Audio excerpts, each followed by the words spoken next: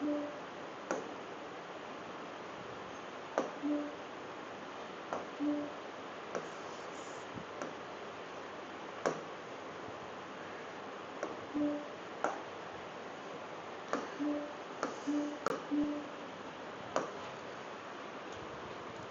भी algebraic relation को हम लोग चाहें तो ग्राफ में प्लॉट कर सकते हैं। जैसे कोई भी अलजेब्रिक रिलेशन है, मान लिया y equal to X square या y equal to 2x plus 1, ऐसा कोई भी रिलेशन है, तो इस रिलेशन में, रिलेशन का मतलब होता है x की बहुत सारी वैल्यू के लिए y की बहुत सारी वैल्यू मिलना। नहीं, x की वैल्यू बदलते जाएंगे तो y की वैल्यू बदलती जाएगी, और अगर x की वैल्यू बदल के y की वैल्यू हम निकाल लें तो हम उन सारे डॉट्स को किसी जगह पे मिलाते हैं तो क्या बन जाता है, ग्राफ। जैसे इसी में देखो यार, x0 तो y कितना आएगा, कितना आएगा 1, x1 तो y कितना आएगा 3 आएगा। तो अगर मैं ऐसे 0,1 1,3 ये डॉट्स बनाता जाऊं तो इन सारे डॉट से कोई ना कोई स्ट्रक्चर बनता है, उसको ग्राफ बोलते हैं। ये बात हम लोग, जैसे यार इसमें अगर x रखते जाओगे तो y मिलते जाएंगे, और सारे x मिलाओगे y के साथ तो ऐसा ग्राफ बन जाएगा। तो कोई भी एक्स वाई रिलेशन एक ग्राफ बनाता है, ये बात मैं मान के चलूंगा कि तुम्हें पता है। ठीक है, इसके आगे की बातें अब हमें करना है। तो ग्राफ में दो चीजें हैं। ग्राफ में पहली चीज है हाइट। पहली चीज है क्या, हाइट। जैसे यहां x0 डाला तो हाइट कितनी मिली 1, नहीं x1 डाला तो y कितना मिला 3। यहां जैसे x0 डालोगे तो y कितना मिलेगा 0, x1 डालोगे तो y 1 मिलेगा, x2 डालोगे तो y 4 मिलेगा। मतलब हाइट का मतलब होता है x डालो y पाओ, या ग्राफ में x पैरामीटर इधर सोचा जाता है और हाइट यहां सोची जाती है। क्या हर x के लिए, इस x के लिए, इस x के लिए, क्या हर x के लिए अलग अलग हाइट है कि नहीं है?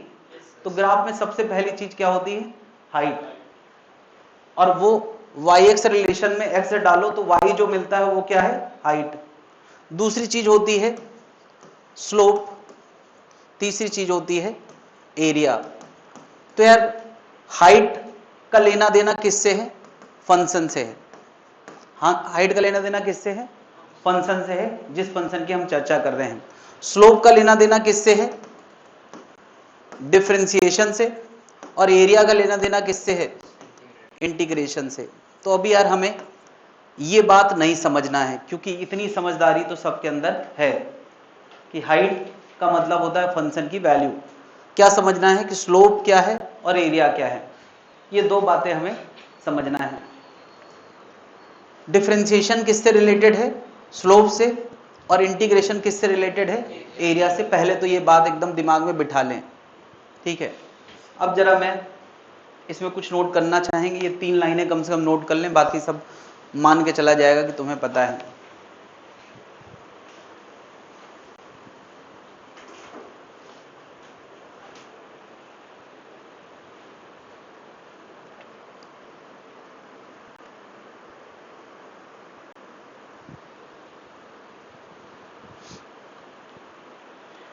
किसी भी तरह का वाई एक्स रिलेशन में 3 तरह की बातें संभव होती हैं, हाइट की, स्लोप की और एरिया की। स्लोप का मतलब होता है डिफरेंशिएशन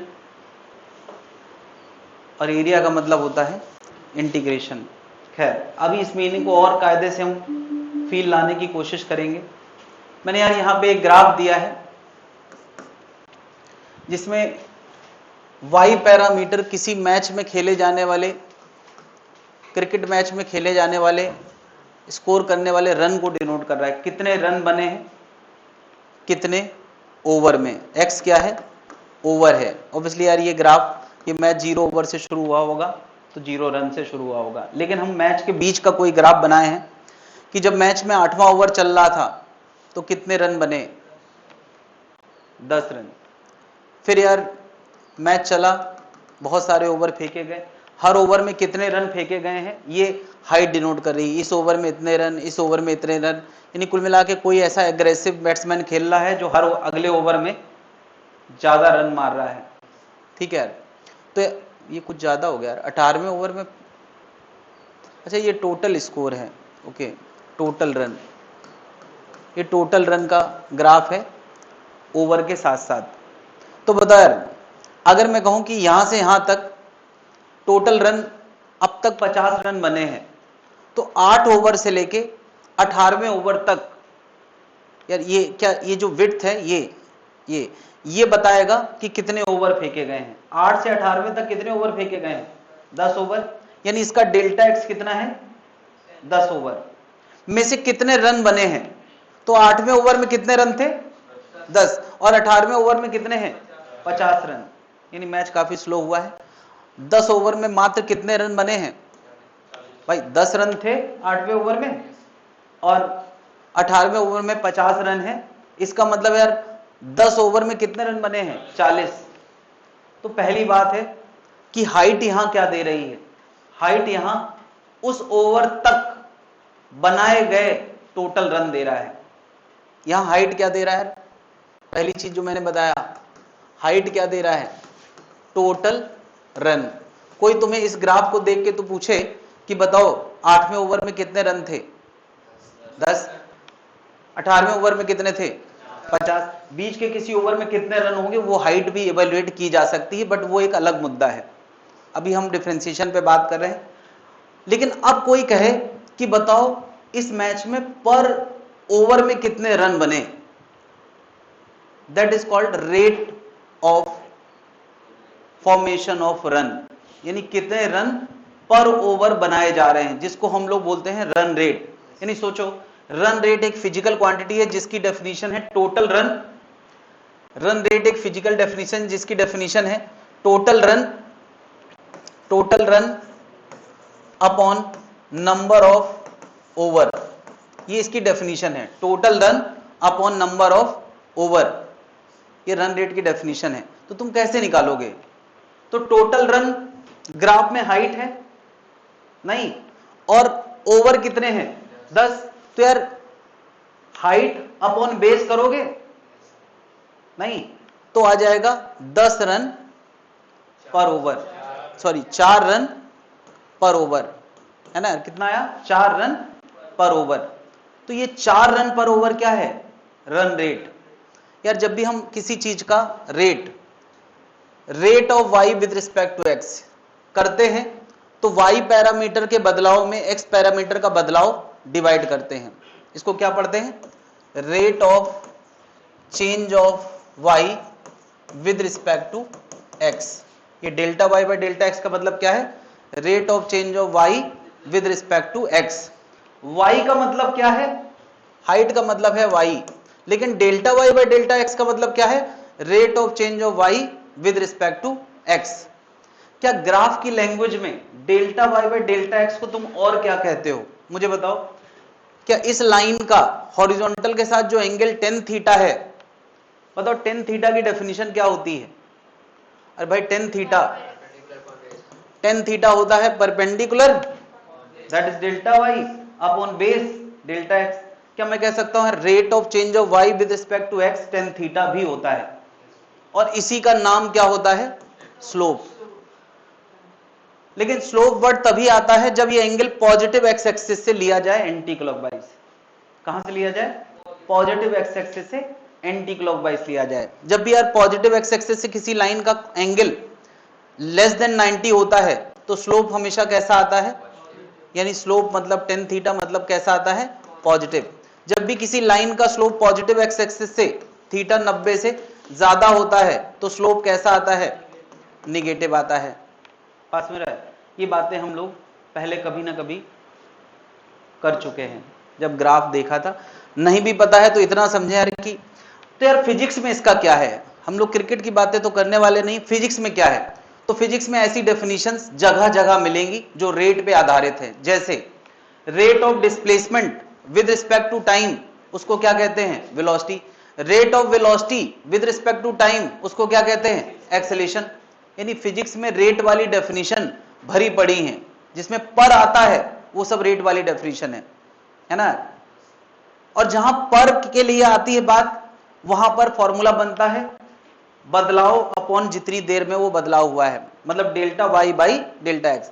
यहां देखो यार, अगर कोई ये कहता 40 रन की जगह कहता कि बॉडी ने 40 मीटर चला है 10 सेकंड में, नहीं तो बताओ पर सेकंड कितना चलता है, तो क्या कहते हैं 4 मीटर पर second.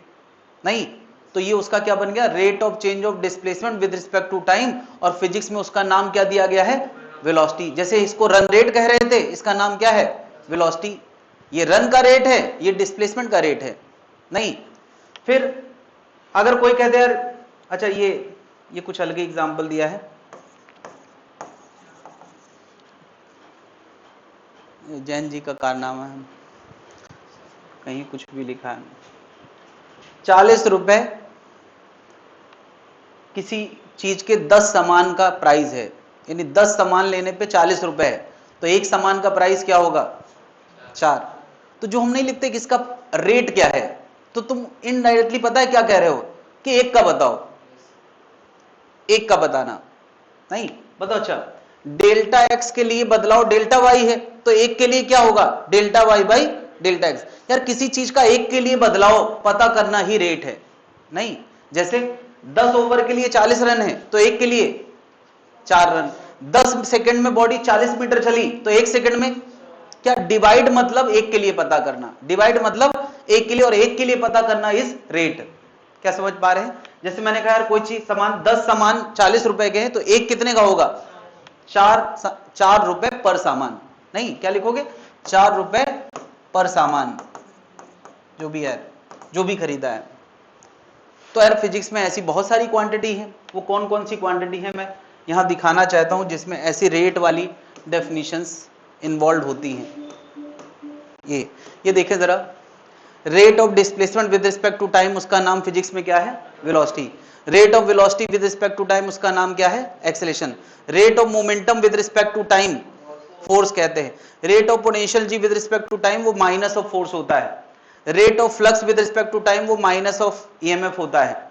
Rate of change of current, okay ये कुछ। इसके अलावा भी फिजिक्स में कुछ और नाम है जो इसमें मेंशन नहीं है।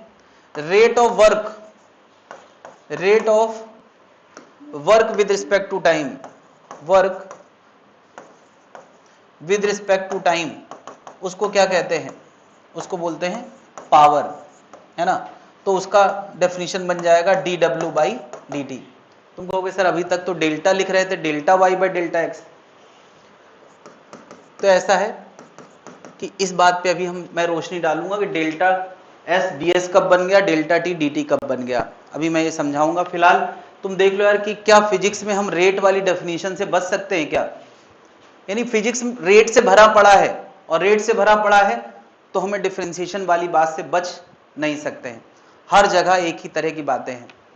ये मैंने मेंशन किया है कितने तरह के नाम हैं। पावर अगर ना लिखा हो तो लिख लो, लिखा है क्या?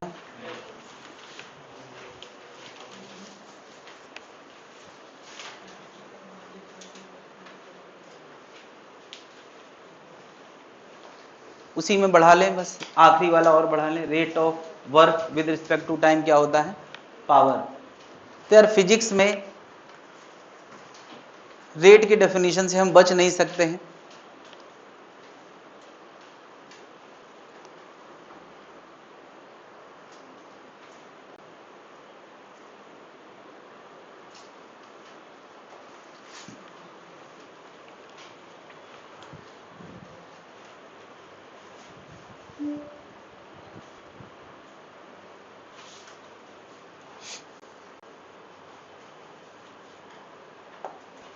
हाँ भाई, इसमें कुछ नोट करना चाहेंगे समझने के लिए?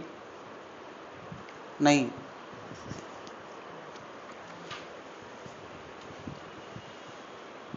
कम से कम ये रेट की डेफिनेशन लिख दें, delta Y by delta X, एक एग्जाम्पल लिख दें, पॉजिटिव रेट निगेटिव रेट, इतनी बातें।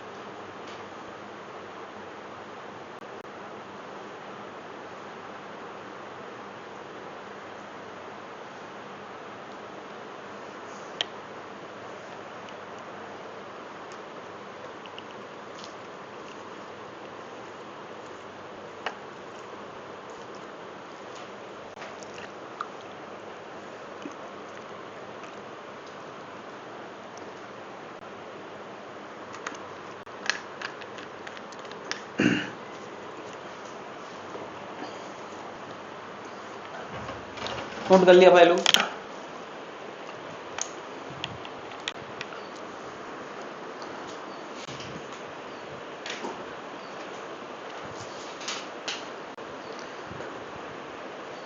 बहुत सारी चीजों को लेकर निगेटिव रेट का कोई मीनिंग होता नहीं है।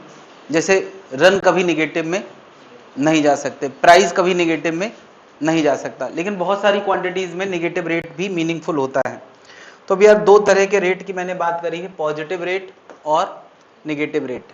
वो मैंने बात कर ली है कि अगर ऐसा ग्राफ है, ऐसा ग्राफ है, तो इसका मतलब तुम्हें क्या दिख रहा है? ऐसा ग्राफ है, इसका मतलब x बढ़ने के साथ साथ y भी बढ़ रहा है। x बढ़ा तो y बढ़ा, तो इसका मतलब यहां हम किसकी बात कर रहे हैं? पॉजिटिव रेट की। नहीं, और अगर x बढ़ा और y घटा, देखो यार y घट रहा है और y घट रहा है और x बढ़ रहा है, तो ये कैसा है? नेगेटिव रेट है। तो मैं ऐसे भी बता सकता हूं x बढ़ने के साथ साथ y बढ़े, x बढ़ने के साथ साथ y घटे। ऐसे देखो यार, x बढ़ने के साथ साथ y घटे, तो x बढ़ने के साथ साथ y घटे मतलब नेगेटिव रेट, और बढ़े तो पॉजिटिव रेट। दूसरा देखने का तरीका क्या है कि ये एंगल मैंने क्या बताया, थीटा क्या है? 90 से कम है। यहां थीटा क्या है? तो थीटा तुम कह सकते हो ये वाला क्यों नहीं लेना है? नियम ये है कि एंगल हमेशा पॉजिटिव एक्स एक्सिस से एंटी क्लॉकवाइज देखा जाता है। तो यहां थीटा क्या है? 90 से ज्यादा, तो ये कैसा हो गया? है ना।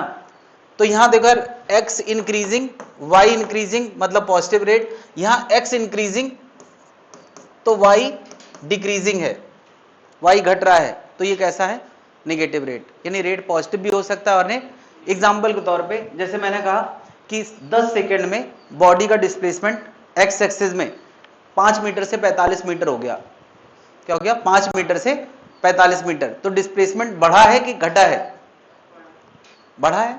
5 मीटर से 45 मीटर हुआ है मतलब बढ़ा है। तो यार 10 सेकंड में वो, इसका मतलब 40 मीटर चला है। पहले 5 पे था, अभी 45 पे है। नहीं यार, 5 से 45 हो गया है कितने सेकंड में? 10 सेकंड में। तो यार 10 सेकंड में 10x के लिए y 40 बढ़ गया है, तो ये कैसा रेट है? Positive rate.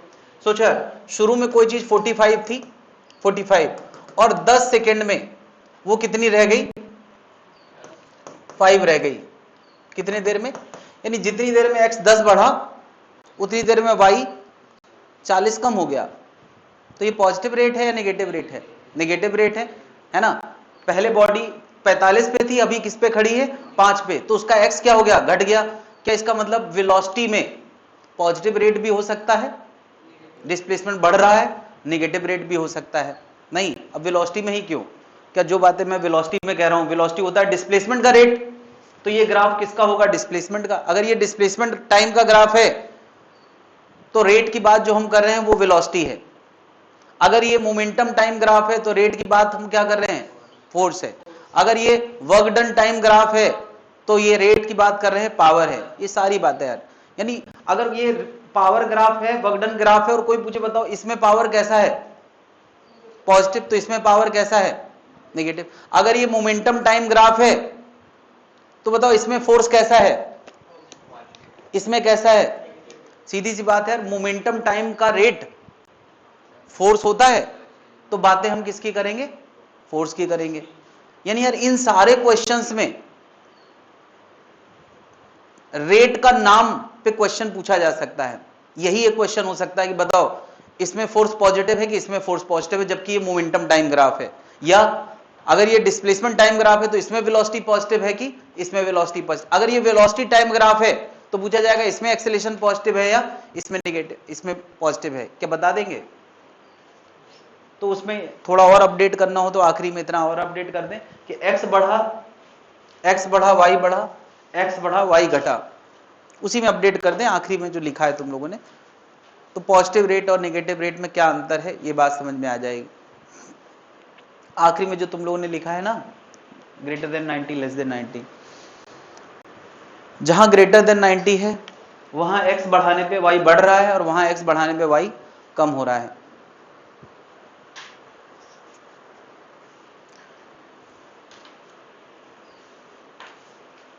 जो जो basic thoughts, basic feeling physics की हैं, अगर वो तुम्हारे मन में आने लगी, भाव आने लगा, तो क्वांटिटी को एक्सेप्ट करना, उसको ध्यान रखना, रिटेन करना, जवाब देना सब आसान हो जाता है। और अगर तुम्हारे भाव अलग हैं मन के, मेरे भाव अलग हैं, तो फैसला कैसे सही से ले पाएंगे? तो पहले तो एक जैसे भाव सिंक्रोनाइज कराना है। और जहां मैं भाव कह रहा हूं तो मैं फीलिंग्स की बात कर रहा हूं, नहीं तो तुम भाव मतलब प्राइस की बात कर रहे हो। मेरा भाव तुम्हारा भाव बराबर, ऐसा नहीं है भाई, उसमें टाइम लगेगा यार। और एक दिन तुम्हारा भाव मेरे से ज्यादा भी हो सकता है, क्योंकि डॉक्टर लोग ज्यादा कमा रहे हैं। भाव का मतलब क्या है यहां पर? यस, फीलिंग्स की बात है।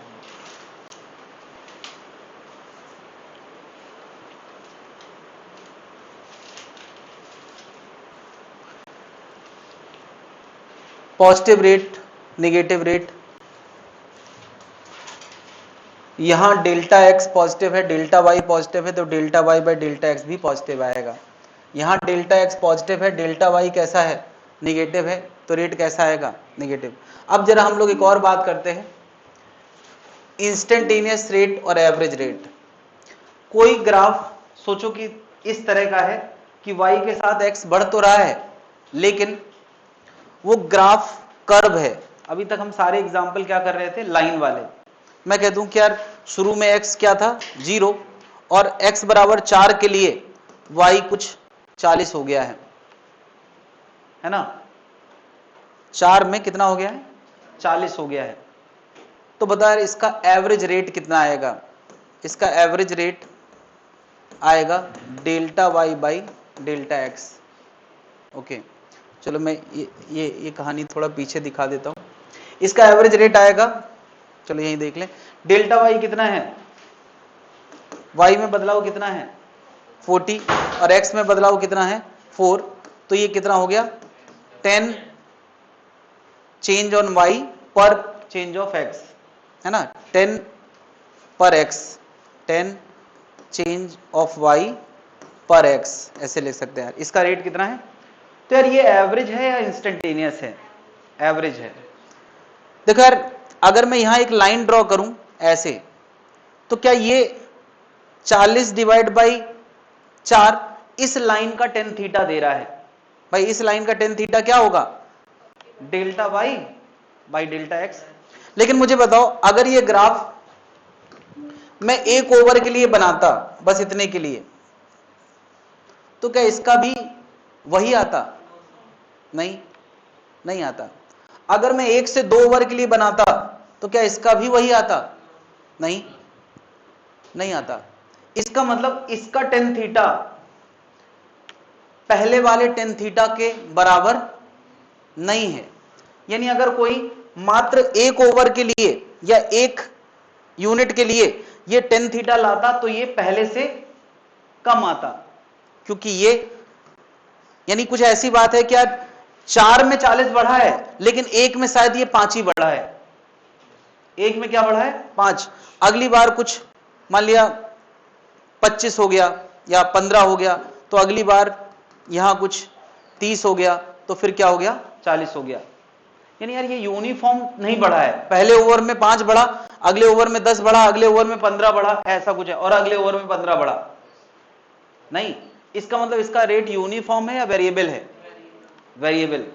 रेट यूनिफॉर्म कब होता है? जब लाइन होता है। यानी कोई लाइन ग्राफ है और छोटा सा ट्राइंगल इधर बनाया जाए और इधर बनाया जाए, क्या इस लाइन ग्राफ का ट्राइंगल इधर भी और इधर भी क्या होगा? सेम होगा। लेकिन इस कर्व का ट्राइंगल सब जगह अलग अलग होगा। तो लाइन ग्राफ का रेट कैसा होता है? फिक्स होता है। और कर्व का रेट क्या होता है? वेरिएबल, है ना? An variable rate. तो अगर मैं कहीं पे ऐसा ग्राफ बनाता हूं, ऐसा, तो इसका रेट कैसा होगा? फिक्स्ड है। क्यों फिक्स्ड है? क्योंकि चाहे तुम इस इंटरवल में रेट निकालो, चाहे इस इंटरवल में, हर केस में टेन थीटा कैसा आएगा? एक जैसा। लेकिन अगर मैं कोई ग्राफ ऐसा बनाता हूं, तो यहां टेन थीटा, यहां टेन थीटा, यहां टेन थीटा, क्या सब जगह का टेन थीटा क्या आएगा? अलग अलग आएगा।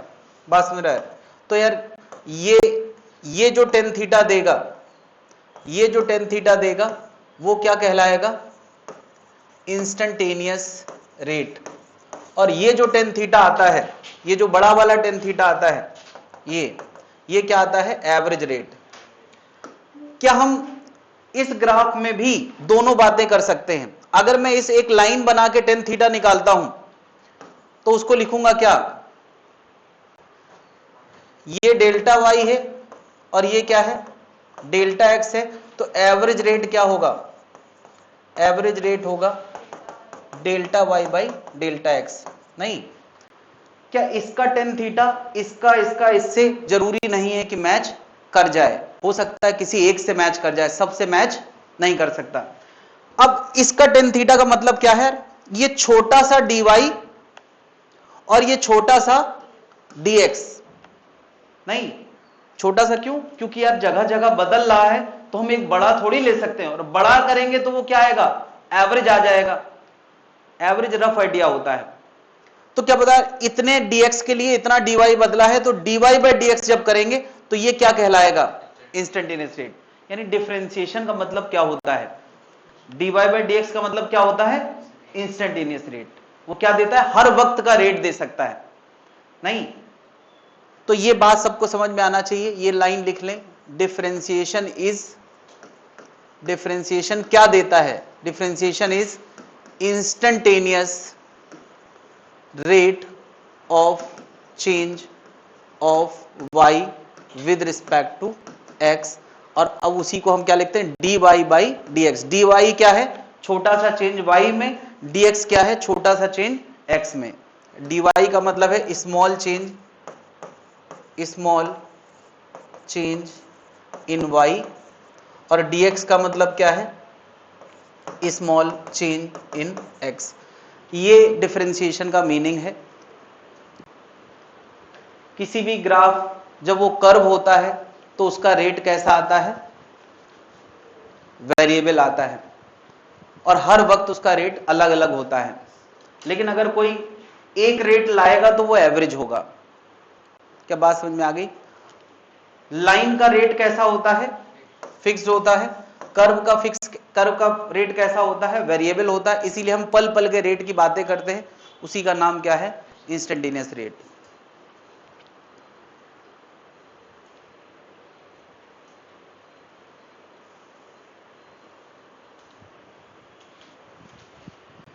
तो बात आती है कि यार जो हमने अभी डिफरेंशिएशन सीखी है उसका क्या काम है, उसका क्या काम है। तो हम जरा देखते हैं कि डिफरेंशिएशन मैथ्स कैसे काम करती है। मैं ये दिखाना चाह रहा हूं कि मैथ्स कैसे काम करती है। मैंने यहां पर ये नोट कर ले, पहले नोट कर लिया है नहीं किया? इतनी बात कम से कम नोट कर लें कि वेरिएबल रेट क्या है, जिसमें टेन थीटा हर जगह का अलग अलग है।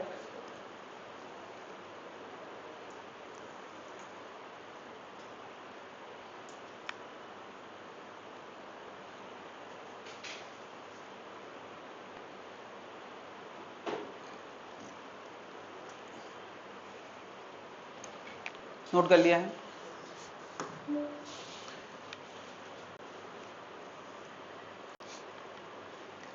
यार ये एक इक्वेशन है, y equal to 4x plus something, कोई लाइन इक्वेशन है, चलो c की जगह लिख देते हैं 3। ये कोई इक्वेशन है y equal to 4x plus 3। तुम्हें पता है ये इक्वेशन लाइन की इक्वेशन है, और अगर नहीं पता है तो मैं एक आध x डाल के y निकाल लेता हूं। बताओ x0 डालोगे तो y कितना आएगा, 3। x1 डालोगे तो y कितना आएगा, हाँ 7। x अगर 2 डालोगे तो कितना आएगा, 11। अगर कोई इस ग्राफ को ड्रॉ करेगा तो उसको बहुत सारे डॉट मिलेंगे। एक x0 पे y3, 1 2 3, फिर x1 पे y कितना, 7, फिर x ये 1 पे हो गया, फिर x2 पे y कितना, 11। ऐसा अगर ये सारे डॉट मिलाओगे तो ये कैसा ग्राफ बनेगा, लाइन ग्राफ बनेगा। अच्छा मैं पॉइंट अगर लिख दूं तो ये जो यहां वाला पॉइंट है वो कितना है, 0,3। फिर ये वाला पॉइंट कितना है, 2,11। नहीं, तुमसे कोई पूछे इसका रेट बताओ, पहले ज्योमेट्री से निकालते हैं। बताओ टेन थीटा क्या होगा, टेन थीटा होगा हाइट, बता ये हाइट 3 से 11 मतलब कितनी हो गई 8, और बेस कितना है, हाँ एक मिनट 1 2, एक्स कितना है 2, तो रेट कितना आ गया। क्या तुम ज्योमेट्री से ये ग्राफ का रेट ला पा रहे हो। और अब जरा देखो इसकी इक्वेशन है 4x + 3, अब तुम डिफरेंशिएशन के रूल लगाओ। dy बाई डी एक्स क्या होता है, dy बाई डी एक्स क्या होता है 4 बाहर, d बाई डी एक्स किसके ऊपर ऑपरेट होगा x के ऊपर, फिर 3 बाहर, d बाई डी एक्स किसके ऊपर ऑपरेट होगा 1 के ऊपर, 1 का डिफरेंशिएशन क्या होता है 0, तो ये टर्म क्या हो गया 0, और x का क्या होता है 1, तो क्या ये dy बाई डी एक्स 4 आ गया। क्या ये वही तो दे रहा है जो ज्योमेट्री में नजर आ रहा है। मैं यही बताने की कोशिश कर रहा हूं कि ग्राफ में जो रेट है या जो टेन थीटा है, क्या बताओ रेट टेन थीटा करने से रेट आया कि नहीं, और यहां dy बाई डी एक्स करने से भी 4 आया कि नहीं। तो डिफरेंशिएशन बिना सोचे समझे वही काम दे देता है, वही काम करके दे देता है जो हम यहां सोच समझ के निकाल रहे हैं। तो क्या हर बार हम सोचेंगे समझेंगे क्या, नहीं, सीधे डिफरेंशिएशन करेंगे, वो बना बनाया क्या दे देगा रेट। और देखो यार यहां रेट फिक्स आया है, वेरिएबल फिक्स आया, क्यों, क्योंकि ये लाइन ग्राफ है। अब जरा देखो y बराबर एक्स स्क्वायर एक फंक्शन है, y बराबर एक्स स्क्वायर एक फंक्शन है, तो dy बाई डी एक्स क्या आएगा 2x। इसका मतलब इसका टेन थीटा x के साथ साथ बदल रहा है, इसका मतलब इसका टेन थीटा फिक्स और होना भी नहीं चाहिए। क्यों, क्योंकि ये ग्राफ कैसा होता है कर्व, और कर्व का रेट कैसा होता है वेरिएबल होता है। तो वेरिएबल आया है कि नहीं, क्या बात समझ पा रहे हैं। डिफरेंशिएशन क्या देता है ये बात यहां से समझ में आना चाहिए कि अगर वो कर्व ग्राफ है तो कर्व ग्राफ में यहां रेट अलग होगा, यहां रेट अलग होगा, हर जगह का रेट अलग अलग होगा। इसका मतलब x1 पे उसका टेन थीटा 2 है और x2 पे उसका टेन थीटा कितना है, x2 पे टेन थीटा कितना है 8 है। क्या बात समझ रहा है। यानी इधर कोई अगर 1 के आसपास छोटा सा ट्राइंगल बनाएगा तो टेन थीटा कितना आएगा 2, और अगर x बराबर 2 के आसपास कोई छोटा सा ट्राइंगल बनाएगा तो उसका टेन थीटा बढ़ जाएगा, और अगर x = 3 के आसपास बनाएगा तो उसका टेन थीटा और बढ़ जाएगा। तो यार मैथ्स क्या दे रही है तुम्हें ये महसूस करना चाहिए, मैथ्स अपने आप टेन थीटा देने के लिए तैयार है। यार ये बताओ y बराबर एक्स स्क्वायर क्या देने के लिए तैयार था, हाइट देने को तैयार था।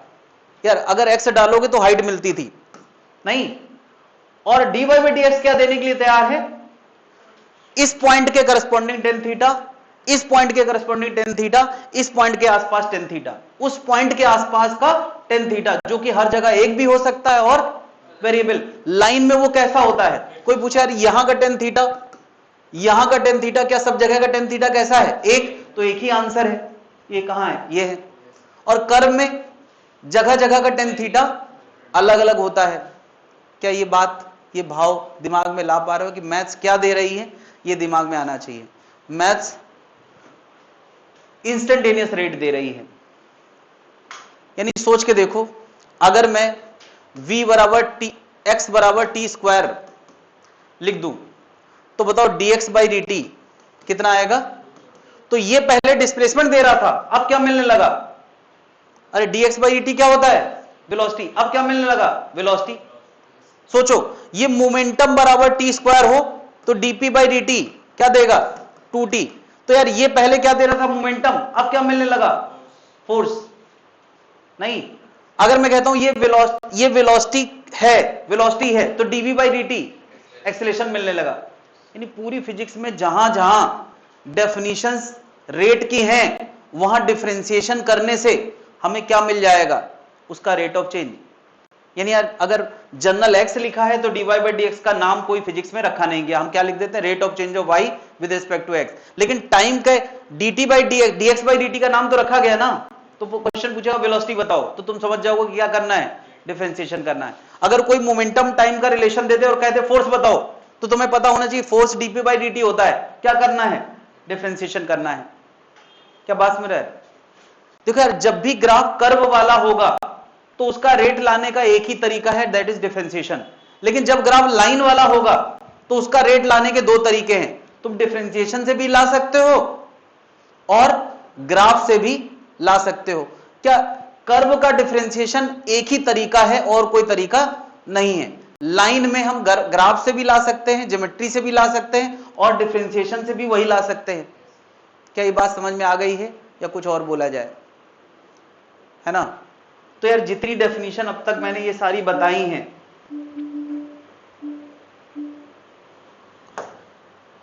ये इनमें दो तरह के क्वेश्चन हो सकते हैं, या तो लाइन वाले या तो कर्व वाले। अगर लाइन वाले हैं तो तुम क्या उस लाइन वाले ग्राफ का tan थीटा ज्योमेट्री से निकाल सकते हो, अगर तुम्हें एक दो पॉइंट पता है ना? कर्व वाले हैं तो उनके लिए tan थीटा डिफरेंशिएशन से निकाल सकते हो। दो लाइनें और मैं बना दूं, अगर ऐसी लाइन है तो उसका tan थीटा क्या होता है? 0। और अगर ऐसा ग्राफ है तो उसका tan थीटा कितना होता है? थीटा 90 है तो tan थीटा क्या होता है? इनफाइनाइट। यानी इसका स्लोप क्या है? 0, इसका स्लोप क्या है? इनफाइनाइट, इसका स्लोप क्या है? कांस्टेंट, और इसका स्लोप क्या है? वेरिएबल। इस तरह के ग्राफ, इतने तरह के ही क्वेश्चन संभव हैं। तो चारों को कैसे कैसे हैंडल करना है अपना माइंडसेट बना ले। अगर लाइन आएगा तो तुम्हें बस ये देखना है हाइट कितनी, एक्स कितना, नहीं। अगर ऐसा आ जाए तो तुम लिख दोगे सीधे स्लोप क्या है? 0। अगर ऐसा आ जाए तो स्लोप क्या है? 90। ऐसा आ जाए तो तुम कहोगे फंक्शन बताओ, हम उसको डिफरेंशिएट करेंगे, स्लोप आ जाएगा। क्या ये माइंडसेट बना पा रहे हैं?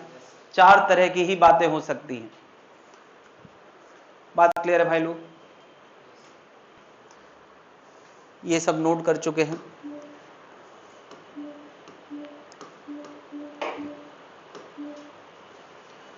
अच्छा, मैंने यहां लिखा है ऐसा ग्राफ है तो स्लोप क्या है? 0 है। ऐसा ग्राफ है तो स्लोप क्या है? 90 है। ऐसा ग्राफ है तो स्लोप क्या है? फिक्स्ड है। और ऐसा ग्राफ है तो स्लोप कैसा है? वेरिएबल है। और वेरिएबल वाला काम फंक्शन पता होगा, फंक्शन पता होगा तो dy बाई dx करके मिल जाएगा। क्या कुछ नोट करना चाहेगी जनता?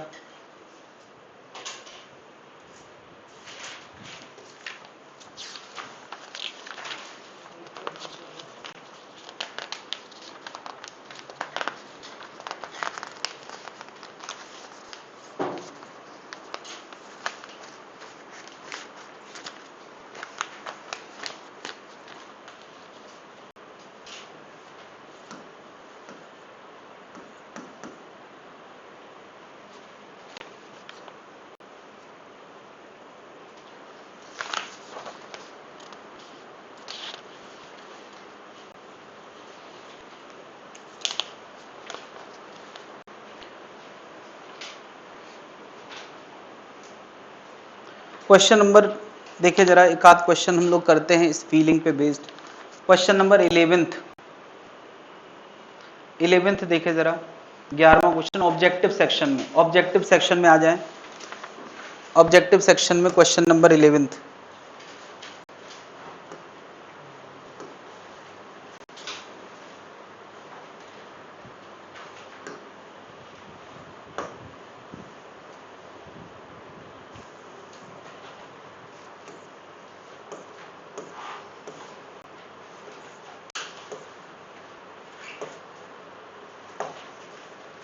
ये क्वेश्चन है, क्वेश्चन पूछा गया है किस जगह पर स्लोप सबसे ज्यादा है? ए पॉइंट यहां कहीं है, बी पॉइंट यहां कहीं है, सी यहां कहीं है, डी यहां कहीं है। ऐसे 4 पॉइंट दिखाए हैं, डॉट दिख नहीं रहे हैं, तुम ऐसे इमेजिन करो ऐसे 4 डॉट हैं। तो किस जगह पर स्लोप सबसे ज्यादा है? क्या देख के बता सकते हैं? भाई वेलोसिटी क्या हो गई? क्या वेलोसिटी डिस्प्लेसमेंट टाइम का स्लोप होता है कि नहीं? ये डेफिनेशन है। तो बस तुम्हारा ध्यान जाना चाहिए, हमें स्लोप बनाना है। तो बता, ए पे अगर कोई छोटा सा ट्राइंगल बनाए, बी पर बनाए, सी पर बनाए, डी पर बनाए, तो बताओ सबसे ज्यादा स्लोप वाला ट्राइंगल कहां बन रहा है? क्या देख के नहीं समझ में आ रहा? उतना ही एक्स बदलने पे ये वाई कम बढ़ा है, उतना ही एक्स बढ़ने पे ये वाई कम बढ़ा है, लेकिन उतना ही एक्स के लिए यहां वाला वाई ज्यादा बढ़ा है। तो सबसे ज्यादा स्लोप कहां है? सी पर। यानी यहां में डिफरेंशिएशन करने की भी जरूरत नहीं है, क्वेश्चन खत्म हो गया है। यानी इसका सी। अब ये क्वेश्चन क्या बताओ केवल वेलोसिटी के लिए क्यों पूछा जा सकता है? अगर ये एसटी ग्राफ है तो वेलोसिटी पूछा है, अगर ये पीटी ग्राफ होता तो कहता फोर्स मैक्सिमम कहां है, अगर ये डब्ल्यूटी ग्राफ होता तो कहता पावर मैक्सिमम क्या है। तो क्या हर टॉपिक में यही बात पढ़ोगे क्या? यार ये पैटर्न अगर तुम फिजिक्स का बना सकते हो तो पूरी फिजिक्स आसान है, और अगर तुम्हें हर टॉपिक में ये बात समस्या करती है तो फिर हर टॉपिक में पढ़ो। मैं पढ़ाऊंगा हर टॉपिक में, लेकिन तुम ये बड़े पैटर्न को बनाना सीख जाओ तो तुम्हें दिखेगा यार फिजिक्स में चीजें बार बार रिपीट हो रही हैं। नहीं, क्या ये क्वेश्चन सब टॉपिक में आ सकता है कि नहीं? चलो क्वेश्चन नंबर 6 देखे जरा, छठवां क्वेश्चन।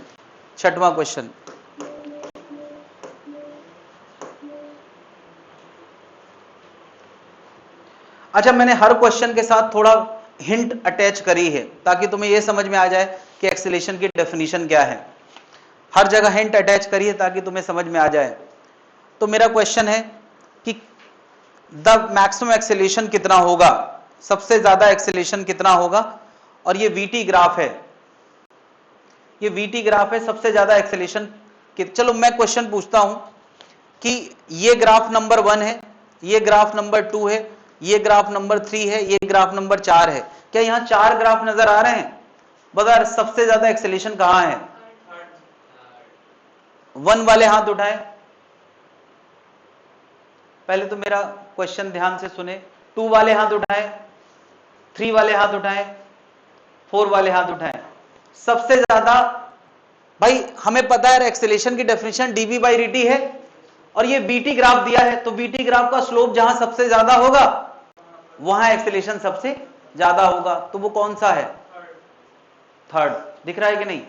अब क्वेश्चन में कहा है एक्सेलेरेशन बताओ, तो क्या लाइन ग्राफ का एक्सेलेरेशन बताने के लिए डिफरेंशिएशन की जरूरत नहीं पड़ती, हम बिना डिफरेंशिएशन के भी बता सकते हैं। तो बता इस ग्राफ के लिए एक्सेलेरेशन कितना है? हाँ, तो यार इस ग्राफ के लिए एक्सेलेरेशन का मतलब है dv बाई dt या delta v by delta t। क्या dv by dt delta v by delta t same होते हैं अगर ग्राफ कैसा है? लाइन है। तो नहीं बता सकते। बताओ 10 सेकंड के समय में कितनी वेलोसिटी बदली है? 20 से 80 हुई है, मतलब कितनी बदली है? 60। कितने सेकंड में? 10 सेकंड में। तो 60 डिवाइड बाई 10 कितना आ गया? 6 मीटर पर सेकंड स्क्वायर, सेंटीमीटर पर सेकंड स्क्वायर। क्या बात समझ में आ गई है? कितने लोगों ने कर लिया था मुझसे पहले, मैं पूछ नहीं पाया यार। ये अब इंस्टेंट का हिस्सा होना चाहिए। वीटी ग्राफ है तो मैं एक्सेलेरेशन पूछ रहा हूं, पीटी ग्राफ होता मैं फोर्स पूछता, डब्ल्यूटी ग्राफ होता मैं पावर पूछता। सब में एक ही जैसे फैसले हैं। सोचो कितने गुना फिजिक्स बढ़ जाती है, एक ही तरह के क्वेश्चन पे हर टॉपिक पे पूछे जाते हैं, तो लगता है फिजिक्स कितनी बड़ी है। और ऐसे देखो तो फिजिक्स में तो एक ही 3 ही बातें होती है ग्राफ में, हाइट, स्लोप या एरिया। अभी हम स्लोप पढ़ रहे हैं, एरिया भी आएगा। क्या इतनी बात जनता समझ पा रही है? इसके बाद जरा देखें क्वेश्चन नंबर 10th। मैंने यार पॉजिटिव और निगेटिव की फीलिंग तुम लोगों को दी है। कोई बोलेगा नहीं आंसर, हाथ उठाएगा, हाथ उठाएगा। चलो बताओ पहला ऑप्शन डी वाले हाथ उठाएं, डी वाले हाथ उठाएं। पहले क्वेश्चन देख लें और पढ़ लें, 10वां क्वेश्चन पढ़ लें।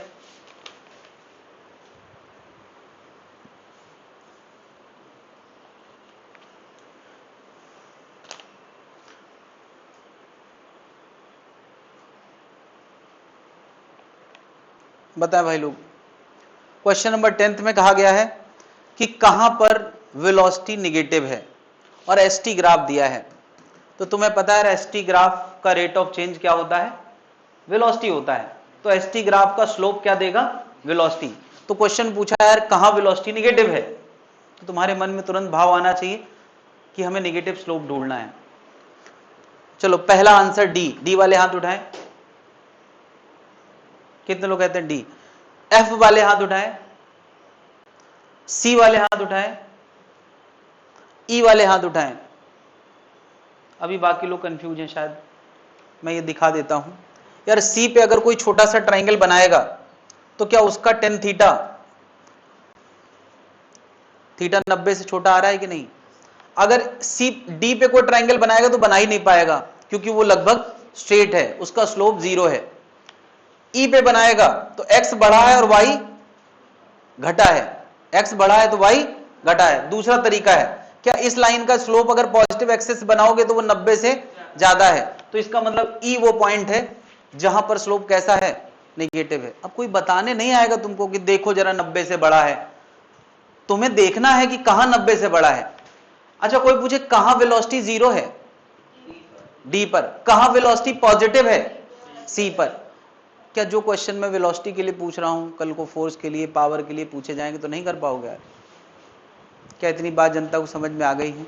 अभी हमने डिफरेंशिएशन तो किसी क्वेश्चन में किया ही नहीं है, ये केवल हम उसकी मीनिंग पे क्वेश्चन कर रहे हैं। क्वेश्चन नंबर 16 देखें जरा।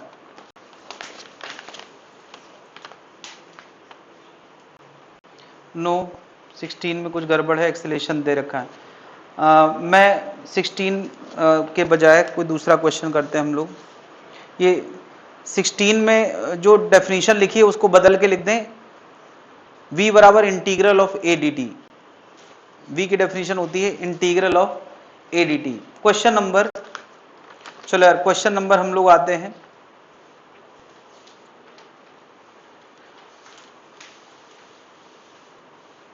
चलो क्वेश्चन नंबर 3 पे आते हैं, थर्ड क्वेश्चन।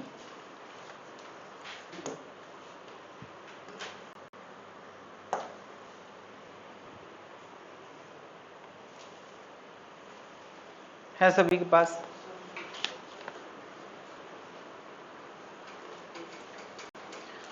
फिजिक्स में कैसे चीजें आएंगी वो समझना है। भाव डेवलप हो गया है तो हम सीधे आंसर बता सकते हैं। आ गया?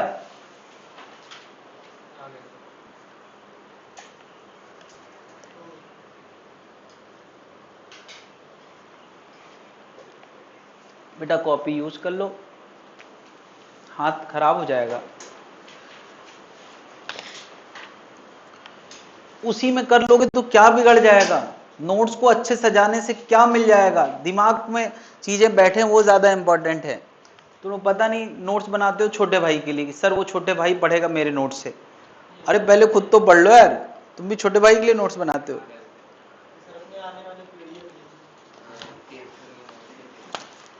भाई नोट्स थोड़ी बहुत गंदे बन जाए तो क्या दिक्कत है यार, अपनी प्रैक्टिस क्लास की यहीं की यहीं होती रहे, हम लोग अपने दिमाग का यूज करते हैं वो ज्यादा इंपॉर्टेंट है। तो यार x बराबर दिया है AT प्लस BT स्क्वायर, और a की वैल्यू 15 है, तो 15 प्लस b की वैल्यू 3 है। इसको तुम ऐसे लिख दो यार, x ये दिया है और पूछा क्या है, v पूछा है। कितनों का हो गया यार? बस अब तक हो जाना चाहिए यार, बहुत समय दे दिया मैंने। a वाले हाथ उठाएं, बी वाले, सी वाले, डी वाले।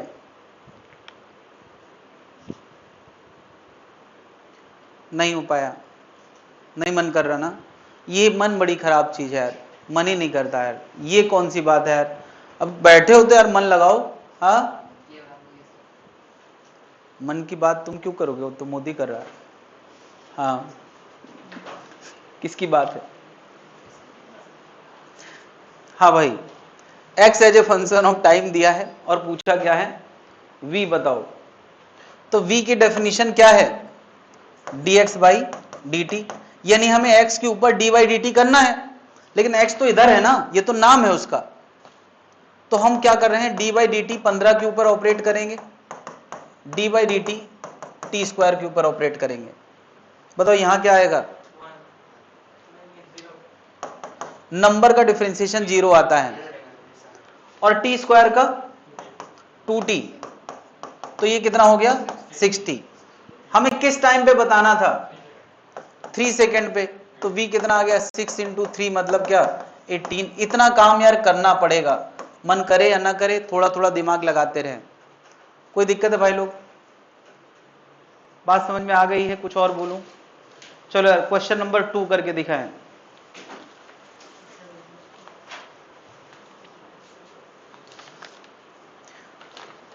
क्वेश्चन नंबर 2 करके दिखाएं।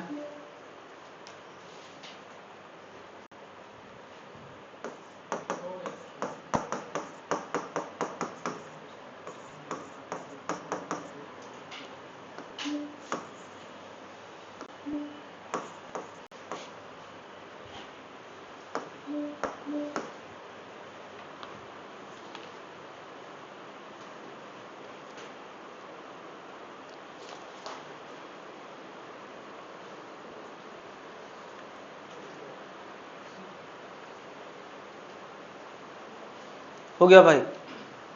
क्वेश्चन में कहा गया है एक्सेलेरेशन बताओ, और एक्सेलेरेशन की डेफिनेशन क्या है, dv बाई dt। तो क्या ये v दिया है क्या, ये बड़ी समस्या, दिया x और पूछा है ये बताओ, कोई बात नहीं। क्या बताओ एक्सेलेरेशन के लिए dv बाई dt करना है तो v चाहिए, तो v कैसे आता है, dx बाई dt से। ये ds या dx एक ही बात है। तो हमें x दिया है तो उससे पहले क्या निकाल सकते हैं, v, और फिर क्या आएगा, चलो बताओ कितने लोगों का ए आंसर आया है, बी वाले हाथ उठाएं, सी वाले हाथ उठाएं, डी वाले हाथ उठाएं। अभी कर रहे हैं सर, करो जल्दी करो।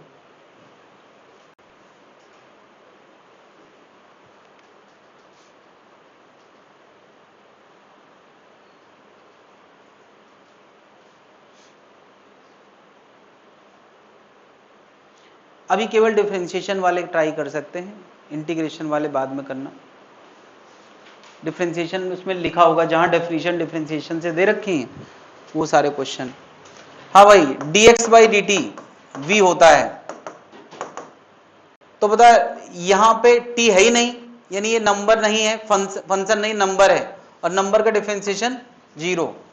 a1t तो क्या आएगा a1, और ये कितना आएगा 2a2t। यार अब डिफरेंशिएशन आना चाहिए। ये क्या आ गया, v आ गया, लेकिन मैंने v पूछा या a, और a क्या होता है, इसका एक बार और डिफरेंशिएशन। पता है एक बार और डिफरेंशिएशन करोगे तो a1 का क्या हो गया 0, और इसका कितना हो गया 2a2, तो ये आंसर हो गया। बात क्लियर है भाई, कोई दिक्कत है। चलो मैं मान लेता हूं कि अभी जब भी कोई इस तरह के क्वेश्चन पूछे जाएंगे और तुम्हें पता है कि वो रेट है, अगर तुम्हें पता है कि वो रेट है तो डिफरेंशिएशन करना है, कर लेंगे भाई लोग।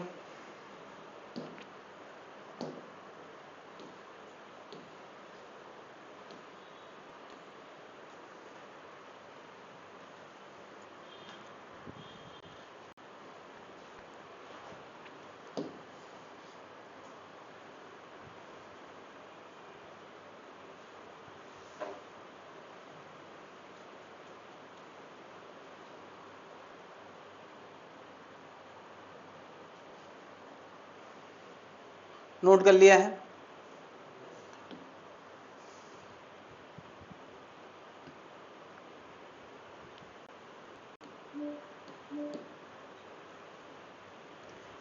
अगर कोई कहे कि यार यहां स्लोप कैसा है, पॉजिटिव या नेगेटिव, अगर मैं यहां एक छोटा सा ट्राइंगल बनाता हूं तो इसका टेन थीटा, अच्छा ये ट्राइंगल की लाइन अगर आगे बढ़ा दो पीछे बढ़ा दो तो ये टेन थीटा इधर के बजाय तुम यहां भी बना सकते हो। क्या ये थीटा और ये थीटा अलग अलग होगा क्या, तो ये पॉजिटिव है या नेगेटिव है, यानी यहां स्लोप कैसा है पॉजिटिव, और यहां कम पॉजिटिव है, और यहां नहीं। तो यार देखो यार, अगर कोई स्लोप पॉजिटिव है और घट रहा है तो इसका मतलब वो संकेत है कि अब वो 0 होने वाला है, और अगर 0 के बाद भी ग्राफ कंटिन्यूड है तो इसका मतलब यहां क्या है निगेटिव, यहां है ज्यादा निगेटिव। तो यार यहां पॉजिटिव था यहां निगेटिव है, तो बीच में एक जगह ऐसी जरूर आएगी जहां स्लोप कैसा हो जाएगा 0 हो जाएगा। ये बात समझ में आना चाहिए। अब जरा यहां देखें, यहां स्लोप कैसा है, या देखो ऐसी लाइन बनाओगे तो बताओ वो लाइन 90 से ज्यादा है या कम है, ज्यादा है, तो यहां स्लोप कैसा है निगेटिव है, यहां स्लोप कैसा है, और जब भी यार स्लोप निगेटिव से पॉजिटिव होता है, यहां निगेटिव था यहां पॉजिटिव, तो बीच में एक पल के लिए 0 जरूर होता है। जब भी हम ग्राफ में ऐसा देखेंगे कि निगेटिव से पॉजिटिव हो या पॉजिटिव से निगेटिव हो, बीच में 0।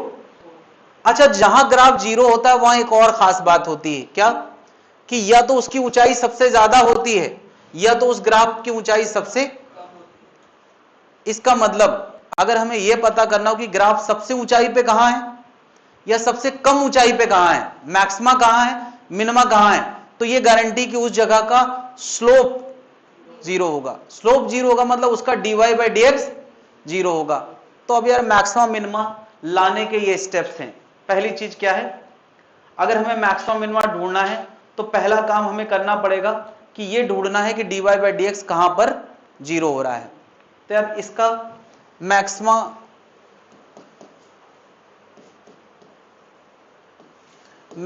और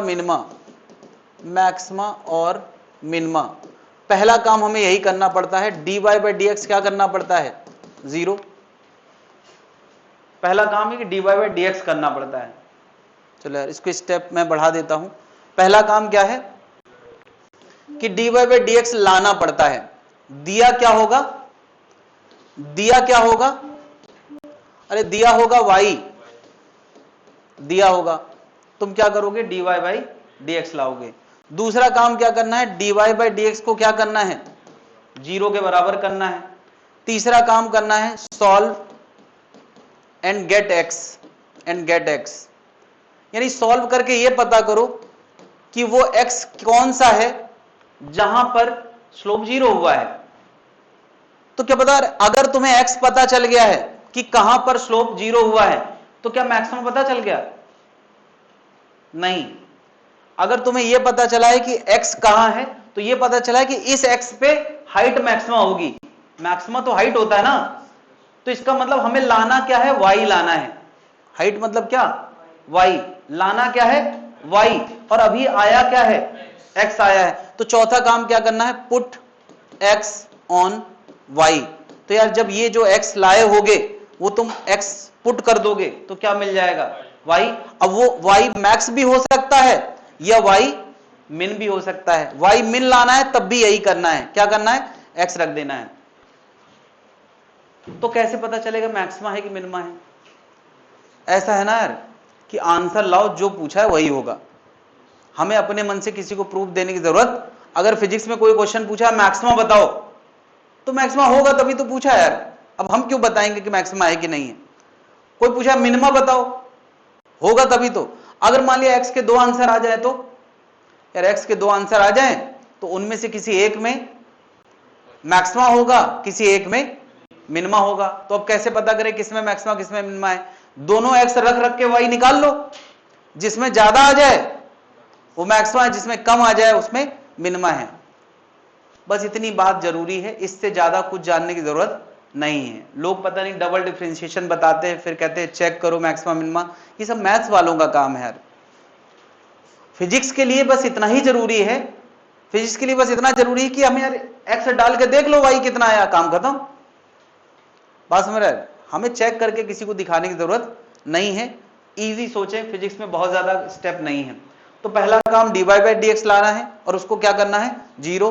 जहां dy बाई डी एक्स 0 होगा या तो वह हाइट सबसे ज्यादा होगी दैट इज कॉल्ड मैक्सिमा, या तो हाइट सबसे कम होगी that is called minima.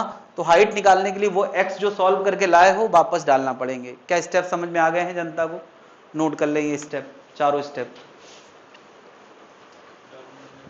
Given क्या होगा क्वेश्चन में, y as a function of x given होगा, डिफरेंशिएशन करना है, डिफरेंशिएशन 0 करना है, सॉल्व करके x लाना है, फिर x रखना है y पे। इतने बातें दिमाग में रखना है तो मैक्सिमा मिनिमा इवेल्युएट हो जाएगा।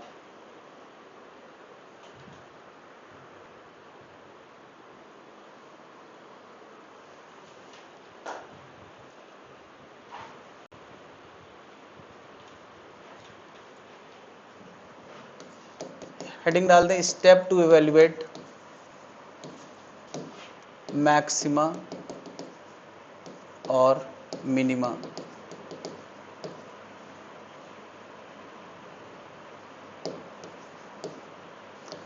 इतने स्टेप हैं यार। y as a function of x दिया होगा, उसका डिफरेंशिएशन करना है, उसको 0 करना है, x सॉल्व करके लाना है, फिर रख देना है।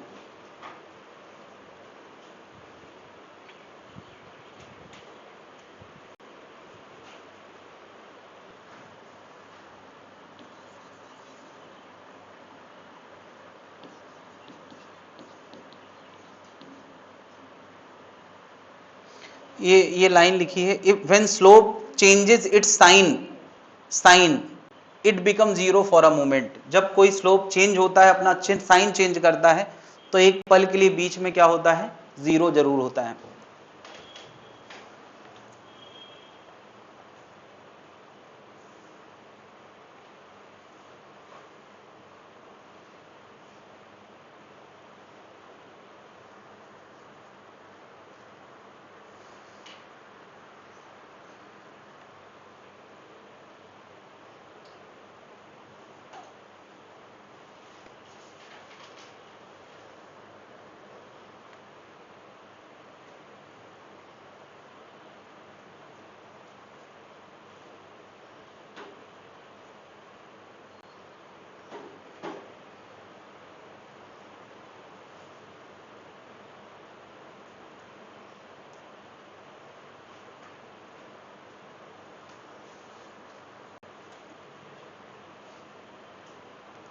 नोट कर लिया भाई? कर लिया?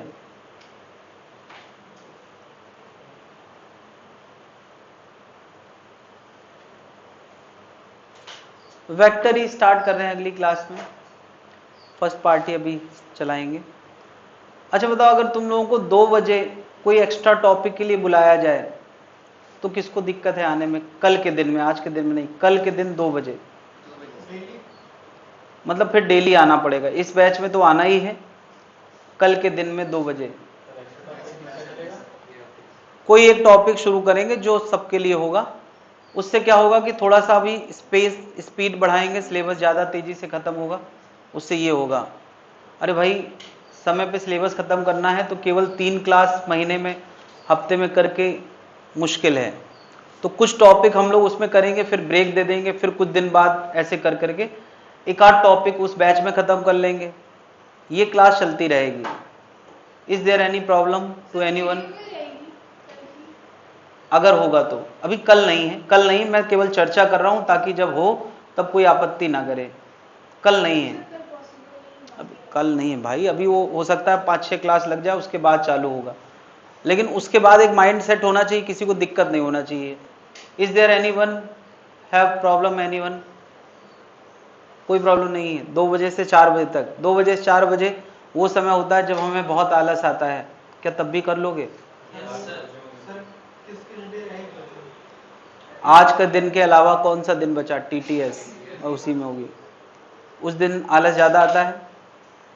हाँ यार देखो, अब वो सब चीजें मैं इसलिए कह रहा हूं कि इसके बाद भी तुम्हें करना ही है, क्योंकि अगर टाइम पे सिलेबस खत्म करना है तो कुछ क्लासेस बढ़ाना पड़ेंगी। तैयार है यार? हाँ, कहाँ पर? बहुत बढ़िया, यहाँ से आओगे अपना चले जाओगे। तो वो लोग कौन सा 4 बजे शुरू कर देते हैं, और 4 बजे से 5 मिनट पहले निकल जाना, उसमें क्या, एक लास्ट वाला छोटा सा एग्जाम्पल छोड़ देना। ठीक है, तो इसमें हम लोग फर्स्ट पार्ट चलाते रहेंगे, उसमें सेकेंड पार्ट चालू हो जाएगा, पॉसिबली वही होगा, रे ऑप्टिक्स। मैंने बात करी थी कि इसमें रे ऑप्टिक्स चलाएं, ये भी एक संभावना थी, बट इसमें आने पे लोगों को दिक्कत है यार इस टाइम में। इसमें चलाएंगे तो फिर तुम लोगों को फायदा क्या है? तुम्हारी 3 क्लास तब भी हो रही थी, अब भी होंगी, या फिर दूसरे दिन में कोई और टॉपिक चले। तो ये समाधान अभी मिला है, और अगर किसी को प्रॉब्लम नहीं है तो ये समाधान लॉक्ड है, नहीं तो कुछ ना कुछ समाधान समस्या निकालते रहोगे। हटा दे भाई।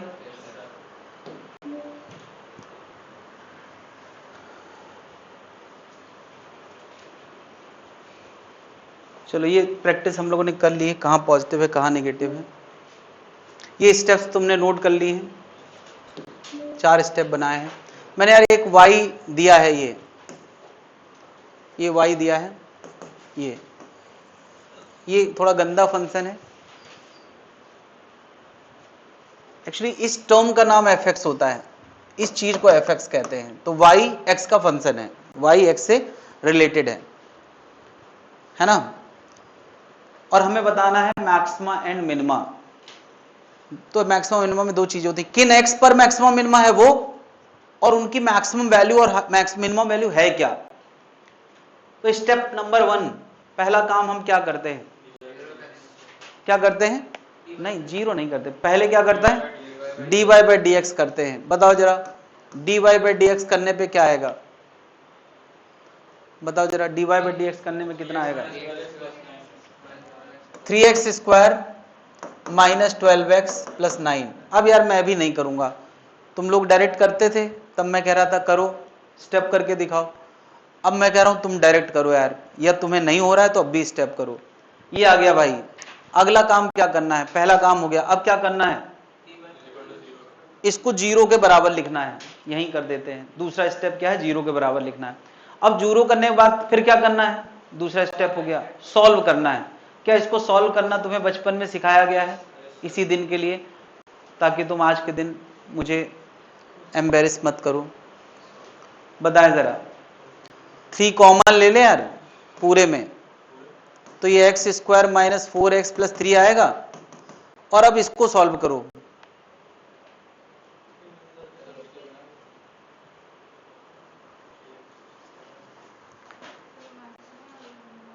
ठीक है, x आ गया और अब मैक्सिमम मिनिमा बताना है। यार इसको सॉल्व करने के लिए हम लोगों ने एक चीज पढ़ी थी कि जो आखिरी में नंबर होता है उसको फैक्टर के फॉर्म में लिख दो। तो 3 को यार 3 into 1 ही लिखा जा सकता है, और क्या लिख सकते हैं? नंबर क्या, 3 के साथ इसको मल्टीप्लाई भी करना होता है तो यहाँ 1 ही है। तो क्या 3 और 1 4 बना सकते हैं? बिल्कुल बना रहे हैं। तो हम लिखेंगे X square minus 3x minus 1x plus 3 equal to 0। क्या बताओ इन दोनों में क्या कॉमन है? x। इन दोनों में क्या कॉमन है? -1 -1, तो ये आएगा x माइनस 3। या देखो -1 कॉमन लेंगे तो यहां आएगा x माइनस। अब इन दोनों में क्या कॉमन है? x minus 3। तो देखो यार x के दो आंसर आ गए, 1 और 3। तो क्या ये मैक्सिमम मिनिमा आ गए? नो, ये वो x आए हैं जहां पर हाइट मैक्सिमा होगी, या हमें ये नहीं पता कि इनमें से किसका मैक्सिमा है किसका मिनिमा है। अब हमें अगला काम क्या करना है? अगला काम क्या करना है कि जो y फंक्शन रखा है, क्या रखा है? X cube minus 6x square plus 9x minus 8, इसमें एक बार क्या रखना है? 1, एक बार क्या रखना है? 3, और देखना है कि y किस में ज्यादा आया है किस में कम आया है।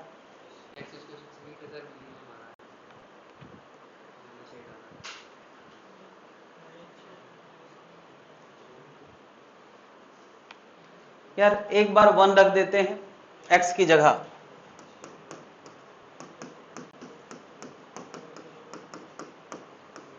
सोल्व करके मुझे बताएं कितना आ रहा है। 6 6 12 -2 आ रहा है। अरे यार ये 8 था भाई।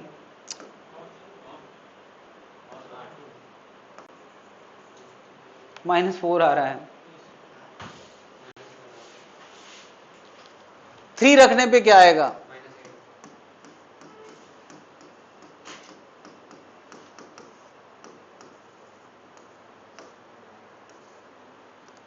ये सॉल्व करने पे आ रहा है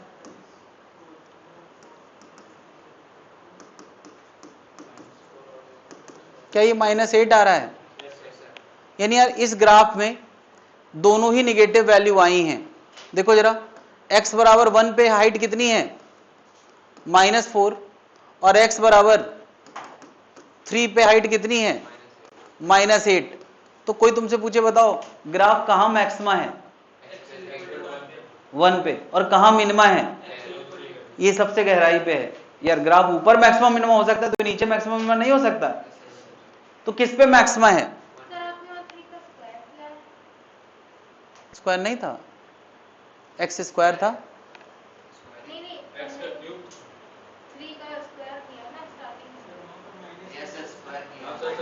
अच्छा ये 3 का क्यूब है तो ये 27 आएगा। खैर आंसर -80 आएगा मुझे याद है।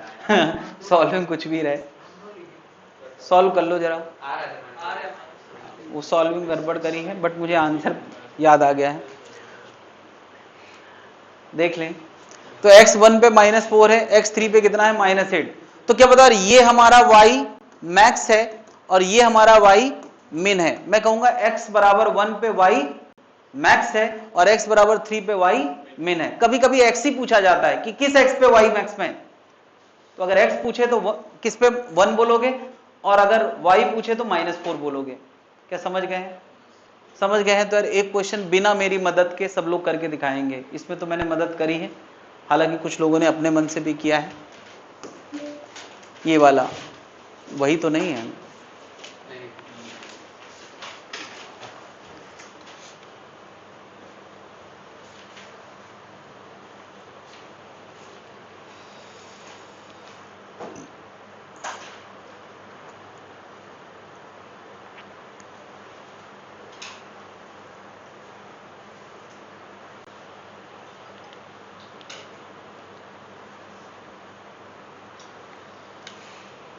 हेलो जी, नमस्कार जी। जी आपने आने को बोला था मंडे ट्यूसडे में, अभी तक आप आए नहीं। आज महीना हो गया। मैंने आने को बोला था? नहीं सप्लाई किया है आपने? हाँ तो वो सब तो प्रोसेस हो चुका है, अब आप ही को करना है जो कुछ करना है। प्रोसेस हो चुका है, आपसे आप जब बाबूजी ने कहा था आपसे मिलने को तो हम आए नहीं मिलने। कोई काम हो तो बताइए, हम क्यों मिलेंगे आपसे। ठीक है। नगर निगम फर्जी वाली बात है, नहीं करना ना करो, हमको कौन सी जल्दी है।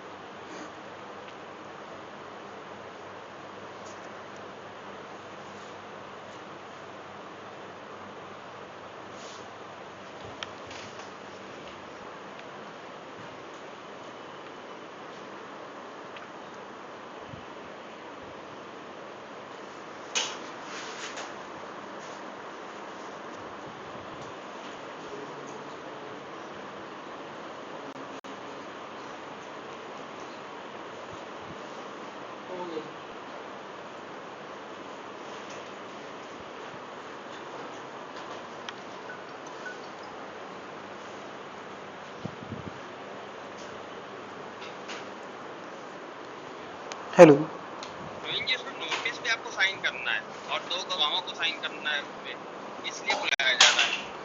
ठीक है। ठीक ठीक।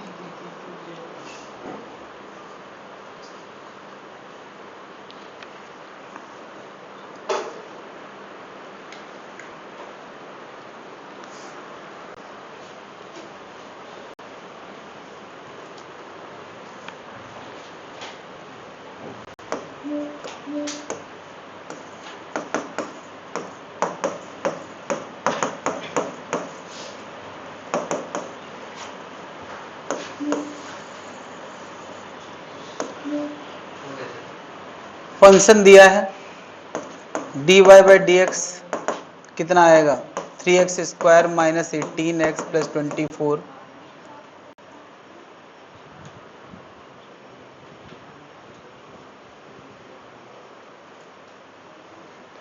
और फिर इसको क्या करना है 0 के बराबर। पहला स्टेप डिफरेंशिएशन, दूसरा स्टेप 0 के बराबर, 3 कॉमन ले लेते हैं,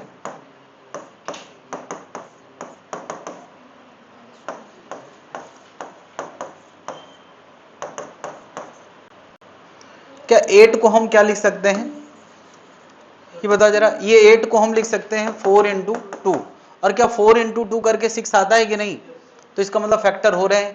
अच्छा फैक्टर नहीं होते हैं तो धराचार काम आता है, हालांकि ऐसी उम्मीद ना करो कि इतना मुश्किल कुछ आएगा। प्लस 8 इक्वल टू 0, तो यहाँ से x कॉमन लिया x माइनस 4, यहाँ से माइनस 2 कॉमन लिया x माइनस 4, x माइनस 4 यहाँ, x माइनस 2 यहाँ, तो x के दो आंसर आ गए यार, 4 और 2, कितने लोग आ गए हैं, x के आंसर आ गए हैं। अब हमें क्या करना है, क्या ये मैक्सिमम मिनिमा आ गया, नहीं, ये वो x हैं जिन पर मैक्सिमा या मिनिमा होगा। अब क्या करना होता है, अब हमें y पे एक बार 4 रखना है और एक बार 2 रखना है,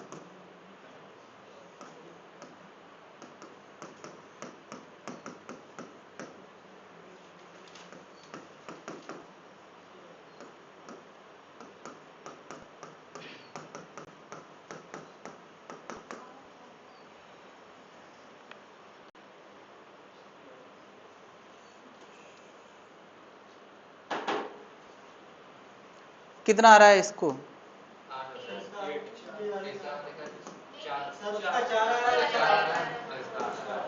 इसका मतलब अगर कोई इसका ग्राफ ड्रॉ करेगा तो जहां x 4 है तो वहां हाइट कम है ना, और जहां x 2 है वहां हाइट ज्यादा है, यानी ये y मैक्स है दैट इज व्हाट 8, और ये y मिन है दैट इज 4। क्या समझ में आ गई बात? मैक्सिमम मिनिमम में हम क्या कर रहे हैं उसका पूरा पिक्चर दिमाग में बन जाना चाहिए। क्या इतनी बात क्लियर है? कोई दिक्कत है? तो अभी हम लोगों ने डिफरेंशिएशन का मतलब समझ लिया है, मैक्सिमम मिनिमम समझ लिया है, ये दो बातें सबकी क्लियर हो गई हैं। तो अगला मतलब हमें किसका समझना है?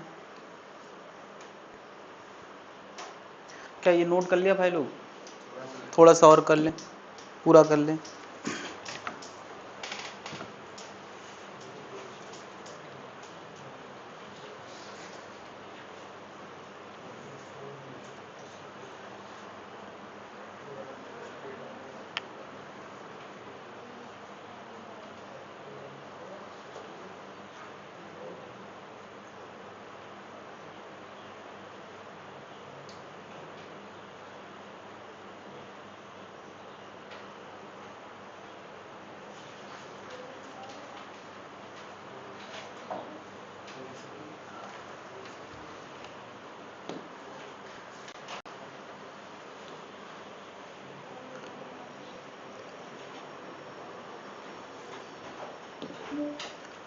फिजिक्स में यार हम लोग बहुत सारे फॉर्मूले देखते हैं जो दो चीजों का मल्टीप्लाई होते हैं, है ना? कोई भी फॉर्मूला जो दो चीजों का मल्टीप्लाई है, किसका किसका? एक्स और वाई का। ऐसे बहुत सारे फॉर्मूले हैं, जैसे क्या बताओ, S equal to V T किसका किसका मल्टीप्लाई है? वेलोसिटी टाइम का। चेंज इन वेलोसिटी होता है एटी, किसका किसका मल्टीप्लाइड है? एक्सेलरेशन एंड टाइम का। वर्क डन बराबर होता है एफ एस, किसका किसका मल्टीप्लाई है? एफ एस का। तो हर जगह जहां मल्टीप्लाई है उसका ग्राफिकल मीनिंग क्या होता है? जैसे मैं कह दूं कोई बॉडी 4 मीटर पर सेकंड से चल रही है,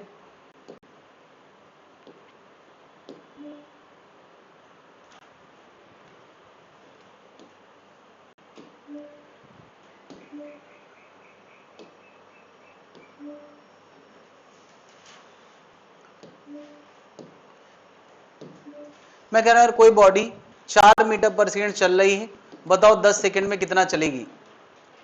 तो फॉर्मूला क्या है? S equal to V T. बल्कि मैं कह रहा हूं कोई मैच चल रहा है जिसमें 4 रन पर ओवर के हिसाब से खेले जा रहे हैं, तो 10 ओवर में कितने रन बनेंगे? 40। तो क्या तुमने मल्टीप्लाई किया कि नहीं? क्या तुम हर बार y को x से मल्टीप्लाई कर रहे हो? तो क्या बताओ ग्राफ में y का मतलब क्या होता है? हाइट, और x का मतलब होता है विड्थ। तो क्या यार प्रोडक्ट का मतलब क्या हो गया?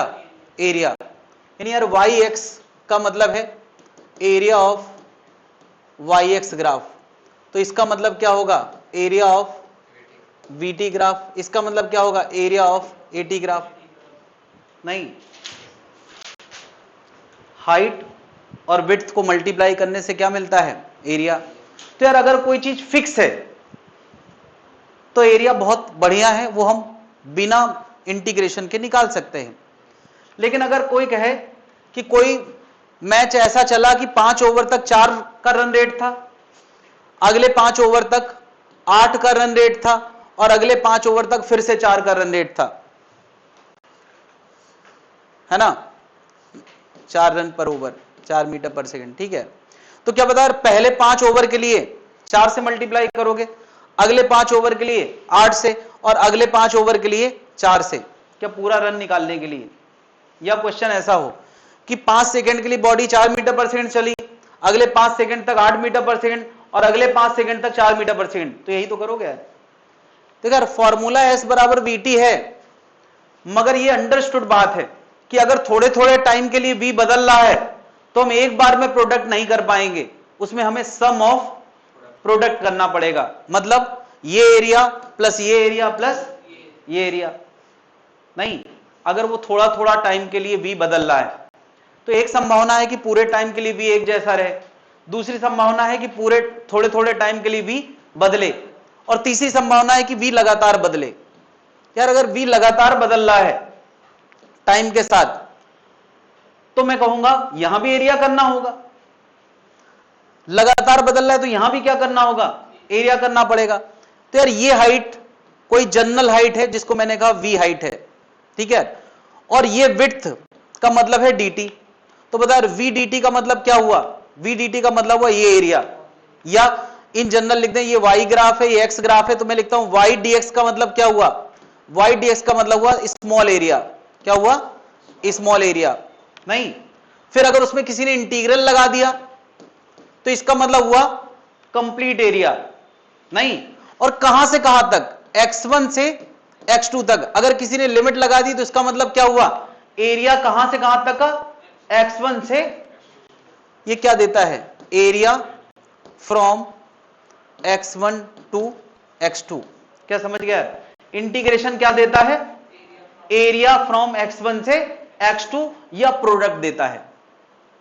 अगर ये वीटी ग्राफ है तो एरिया डिस्प्लेसमेंट देगा, अगर ये run rate versus over graph है तो एरिया रन देगा, अगर ये एटी ग्राफ है तो एरिया चेंज इन वेलोसिटी देगा, अगर ये एफएस ग्राफ है तो एरिया वर्क डन देगा। यानी फिजिक्स में जब जब प्रोडक्ट का फॉर्मूला आएगा तो उसके साथ साथ इंटीग्रेशन का फॉर्मूला अंडरस्टूड है। हर चीज जो प्रोडक्ट है वो इंटीग्रेशन बन जाता है, कब, जब तक इंडिपेंडेंट वेरिएबल के साथ डिपेंडेंट वेरिएबल फिक्स है तब तक इंटीग्रेशन करने की जरूरत नहीं, लेकिन अगर वेरिएबल हो गया तब वो काम इंटीग्रेशन से करना ही पड़ेगा। अच्छा, कब कब इंटीग्रेशन से हम बच सकते हैं, अगर वो ग्राफ ऐसी लाइन है तो हम इंटीग्रेशन के बिना काम, इंटीग्रेशन से भी वही आएगा।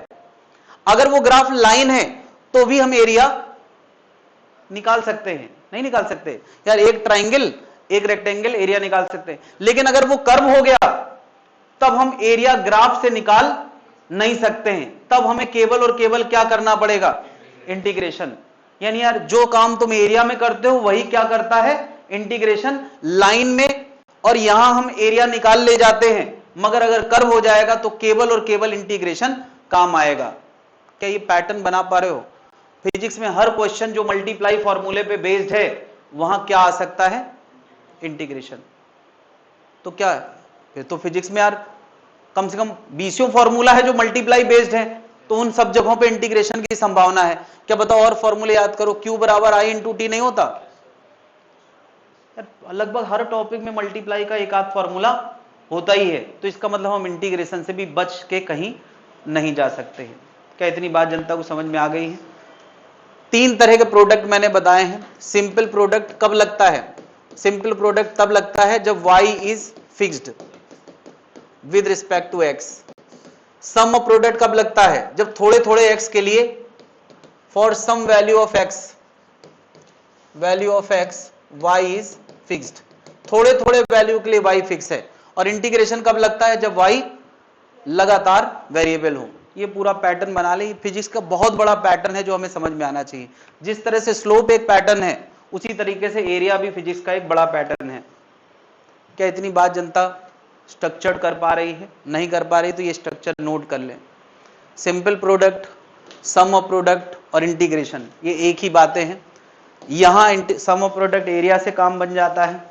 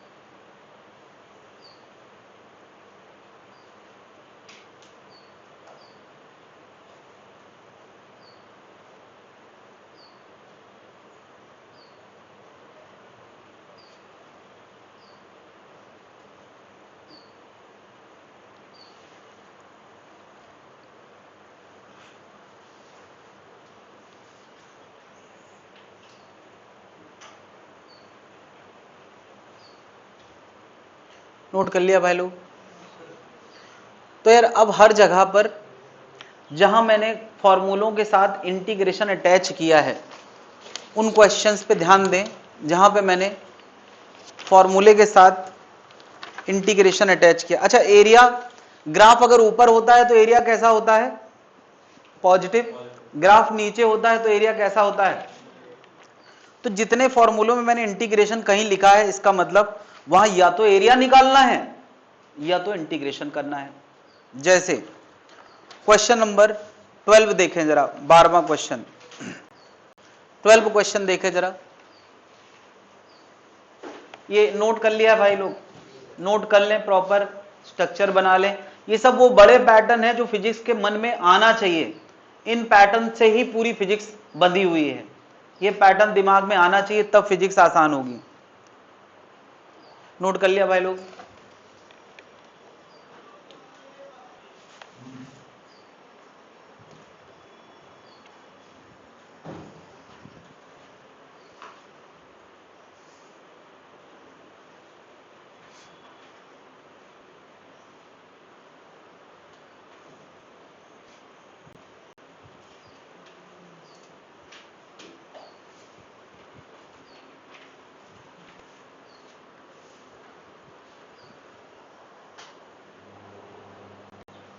हटा दें?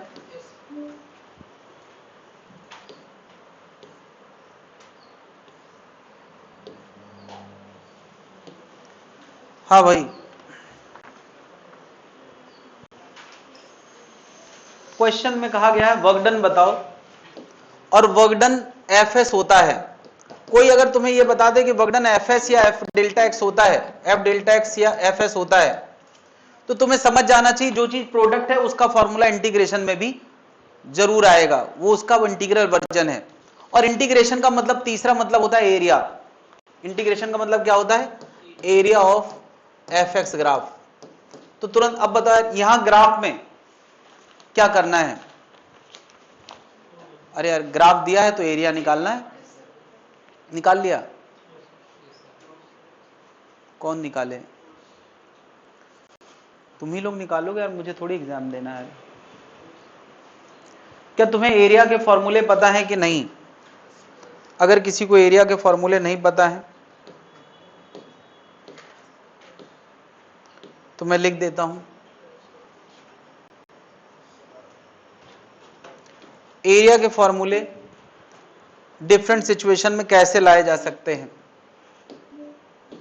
अगर कोई ग्राफ केवल ऐसा लाइन ग्राफ है तो यार उसका एरिया अगर कोई नहीं निकाल पा रहा है तो फिर यार मैं क्या करूं? एरिया क्या होता है? लंबाई गुणा चौड़ाई। तो एरिया कितना होगा? Y naught into X naught. क्या ये एरिया जनता को पता है कि नहीं है? दूसरी संभावना क्या है? अगर कोई ग्राफ ऐसा दिया है, ऐसा वाई एक्स ग्राफ, तो एरिया हमेशा क्या होता है कि कर्व और एक्स एक्सिस के बीच का निकालना होता है। तो कर्व ये है, एक्स एक्सिस ये, यानी ये एरिया निकालना है। तो ये कौन सा शेप बना? ट्राइंगल। और ट्राइंगल का एरिया ऑफ ट्राइंगल क्या होता है? Half base into height. ठीक है, तो बेस में ये एक्स नॉट वैल्यू दी होगी, हाइट में ये वाई नॉट दिया होगा, तो बस क्या कर देंगे? Half base x naught, height क्या? Y naught. तीसरा स्ट्रक्चर जिसका एरिया हम आराम से निकाल लेते हैं, अगर ऐसा कोई ग्राफ दिया है, ऐसा जीरो से लेके यहां तक निकालना है एक्स नॉट तक, क्या करोगे? देखो ये ग्राफ में दो पैरेलल साइड है और एक बीच का गैप है। तो अगर मुझे y1 y2 पता है तो इसका एरिया होता है एरिया ऑफ पैरेललोग्राम। क्या होता है? वो होता है half sum of parallel side और बीच की दूरी। क्या समझ पा रहे हैं? Half sum of parallel side, sum of parallel side into बीच का गैप। ये एरिया निकालने का तरीका है। कुछ लोग इसको ऐसे भी निकाल लेते हैं कि ट्राइंगल का अलग निकाल लो, रेक्टेंगल का अलग, वो भी वही आंसर देगा। एक और कैटेगरी है, अगर कोई ग्राफ ऐसा मिल जाए, ऐसा सर्किल जैसा, तो पहली बात तो फिजिक्स में सर्किल कोई चीज नहीं है। फिजिक्स में सर्किल जैसा दिखे भी तो उसको सर्किल नहीं कहना है। ये x0 है, लेट अस से ये y0 है, ये क्या है, y0 है। तो बताओ यार सर्किल का एरिया होता क्या है? ये सर्किल जैसा है लेकिन इसको हमें इलिप्स पढ़ना है। इलिप्स, इलिप्स या सर्किल जैसा कभी नजर आए तो तुम्हें यार सर्किल का एरिया पता है क्या होता है? पाई आर स्क्वायर। तो यार वो सर्किल का एरिया तुमने पढ़ा है पाई आर इंटू आर। ये पूरा सर्किल है ही नहीं, ये तो आधा है ना, तो इसका क्या होना चाहिए, पाई स्क्वायर बाई 2। लेकिन यार इसमें एक रेडियस नहीं, दो रेडियस हैं।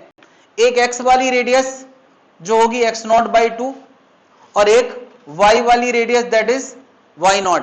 आधे सर्किल है ना यार, तो इसका एरिया क्या होगा, पाई एक्स वाली रेडियस वाई वाली रेडियस और डिवाइड बाई 2, यानी कितना बताओ जरा, एक्स वाली radius x naught by 2, y वाली रेडियस वाई नॉट और डिवाइड बाई 2। क्या समझ पा रहे हैं? आधा सर्किल है ना, हाफ सर्किल, ये हाफ इलिप्स है या हाफ सर्किल है, तो डिवाइड बाई 2 भी तो आएगा। दो रेडियस ए बी अपॉन 2, याद रहेगा भाई। इतने तरह के ग्राफ के एरिया हम लोग निकाल पाते हैं। अब वो एरिया किस पैरामीटर में पूछा जाएगा, किस टॉपिक में आएगा, हम नहीं जानते हैं। मैं बता दूं, जितने भी प्रोडक्ट वाले फॉर्मूले सब में ये क्वेश्चन आ सकता है। अगर ये वीटी ग्राफ है तो एसटी ग्राफ है तो पूछा, वीटी ग्राफ है तो पूछा जाएगा एस बताओ, क्योंकि एस बराबर वीटी होता है। ये सब में सारे क्वेश्चन सब में आ सकते हैं। अगर ये एफएस ग्राफ है, कोई कहेगा वर्कडन बताओ, ये सारे ग्राफ सब में आ सकते हैं। अगर ये पावर वॉल्यूम ग्राफ है थर्मोडायनेमिक्स में, तो पूछा जाएगा यार वर्कडन बताओ, तो इंटीग्रल पीडीवी वर्कडन होता है, तो ये सारे क्वेश्चन आ सकते हैं। तो जब यार इतने टॉपिक में ये सारे ग्राफ आ सकते हैं, तो इसका मतलब ये छोटी मोटी चीज नहीं है, ये बहुत अहम चीज है, फिजिक्स के लिए बड़ा पैटर्न है। क्या बात समझ पा रहे हैं? ये इतने ग्राफ के एरिया जो नहीं पता है नोट कर लें।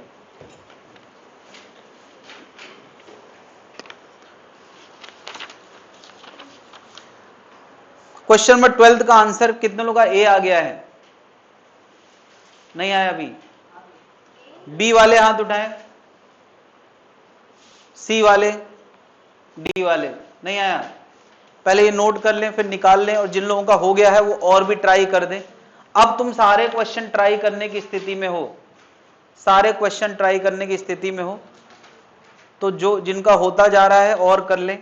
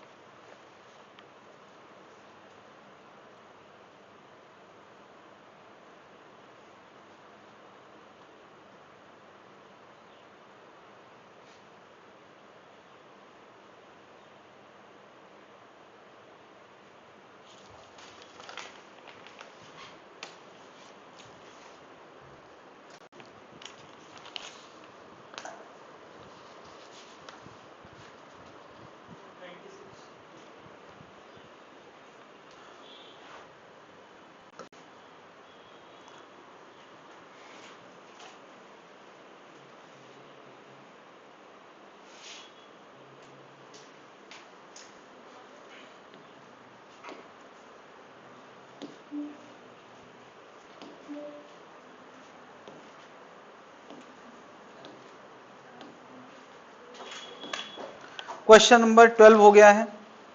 देन क्वेश्चन नंबर 17 ट्राई कर सकते हैं। अच्छा 28 जरा देखें, 28 क्वेश्चन नंबर 28।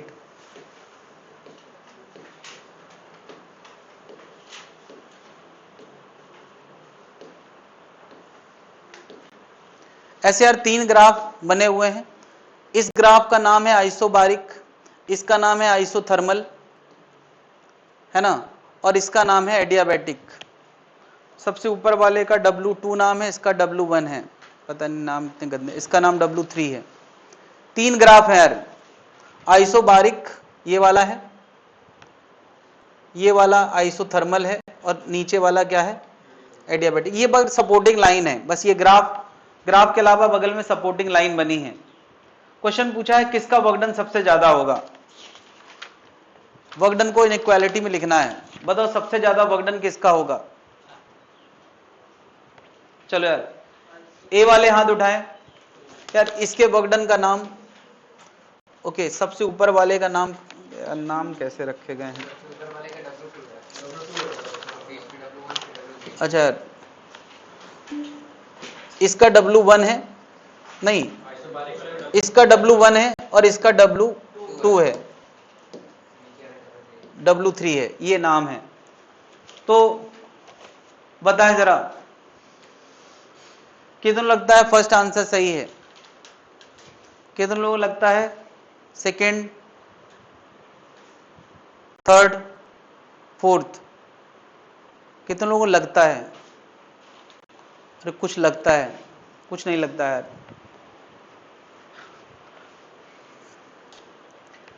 फर्स्ट वाले हाथ उठाएं, नहीं दिख रहा है। अगर हम इसके नीचे का एरिया निकालेंगे तो ये पूरा आएगा, अगर हम इसके नीचे का एरिया निकालेंगे तो केवल ये आएगा, और अगर हम इसके नीचे का एरिया निकालेंगे तो केवल इतना आएगा। तो सबसे बड़ा एरिया कौन सा है, येलो वाला, यानी W2। उससे कम क्या है, W1। उससे क्या है, यार केवल एरिया देखना है और आंसर बताना है। और ये क्वेश्चन अगेन किसी भी टॉपिक से अटैच हो सकता है, बस प्रोडक्ट फॉर्मूला होना चाहिए। क्या कौन सा 26 कर डाला है क्या। क्वेश्चन में वर्कडन का फॉर्मूला दिया है f/dx, तो बताओ इंटीग्रल f/dx, तो क्या करना है।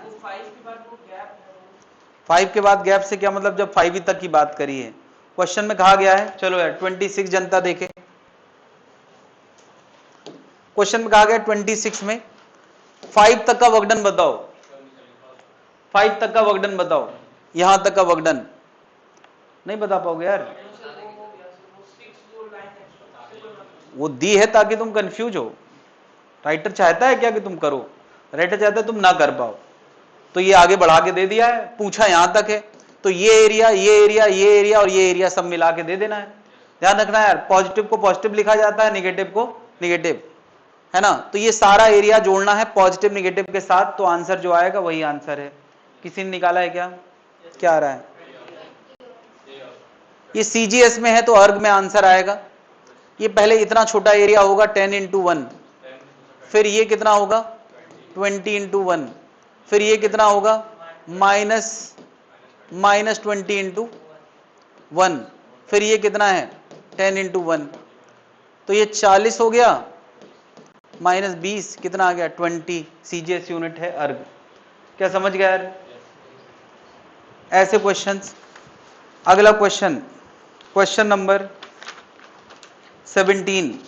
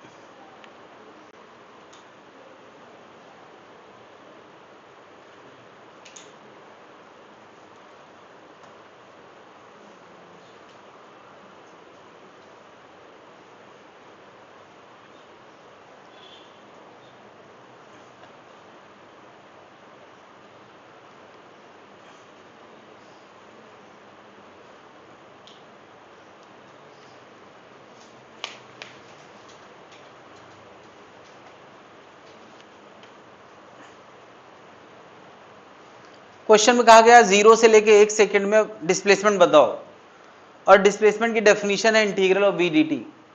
तो या तो एरिया से काम हो सकता है या इंटीग्रेशन से। तो क्या ग्राफ दिया है क्या? और ग्राफ नहीं दिया है तो अब हमारे पास केवल एक काम बचा है, क्या करना है? इंटीग्रेशन करना है।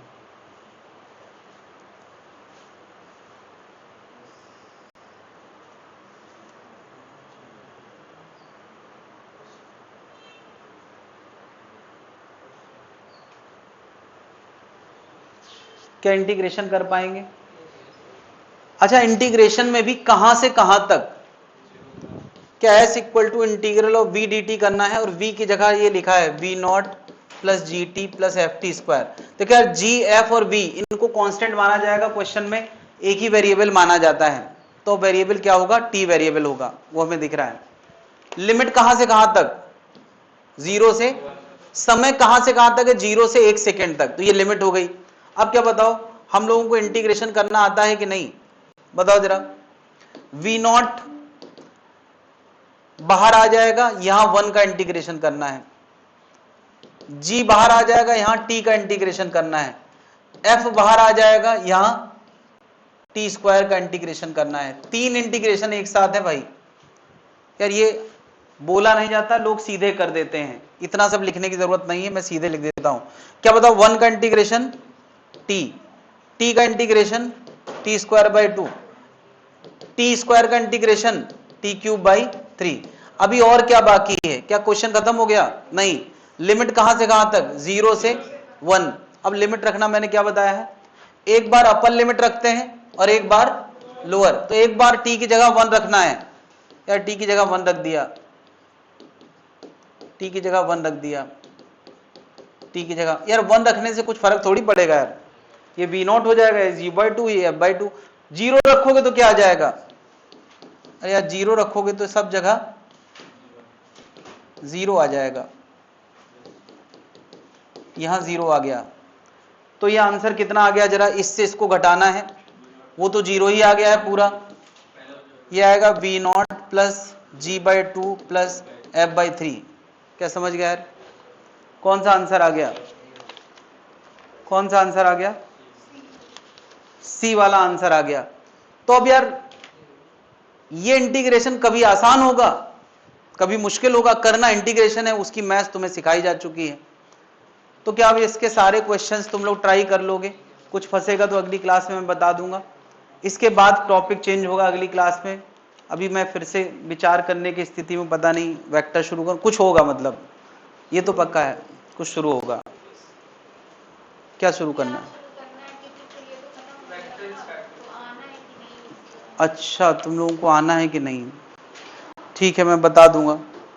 मतलब वेक्टर है, अभी कुछ चेंज होगा तो बता दूंगा। अभी वेक्टर है, अगर कोई बदलाव होगा तो जरूर बताऊंगा। ठीक है,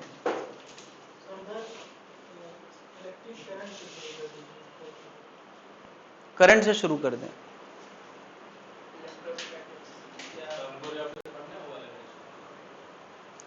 तुमने पहले पढ़ा है ना? पहले पढ़ चुके हो रे ऑप्टिक्स, तो पढ़ लेना।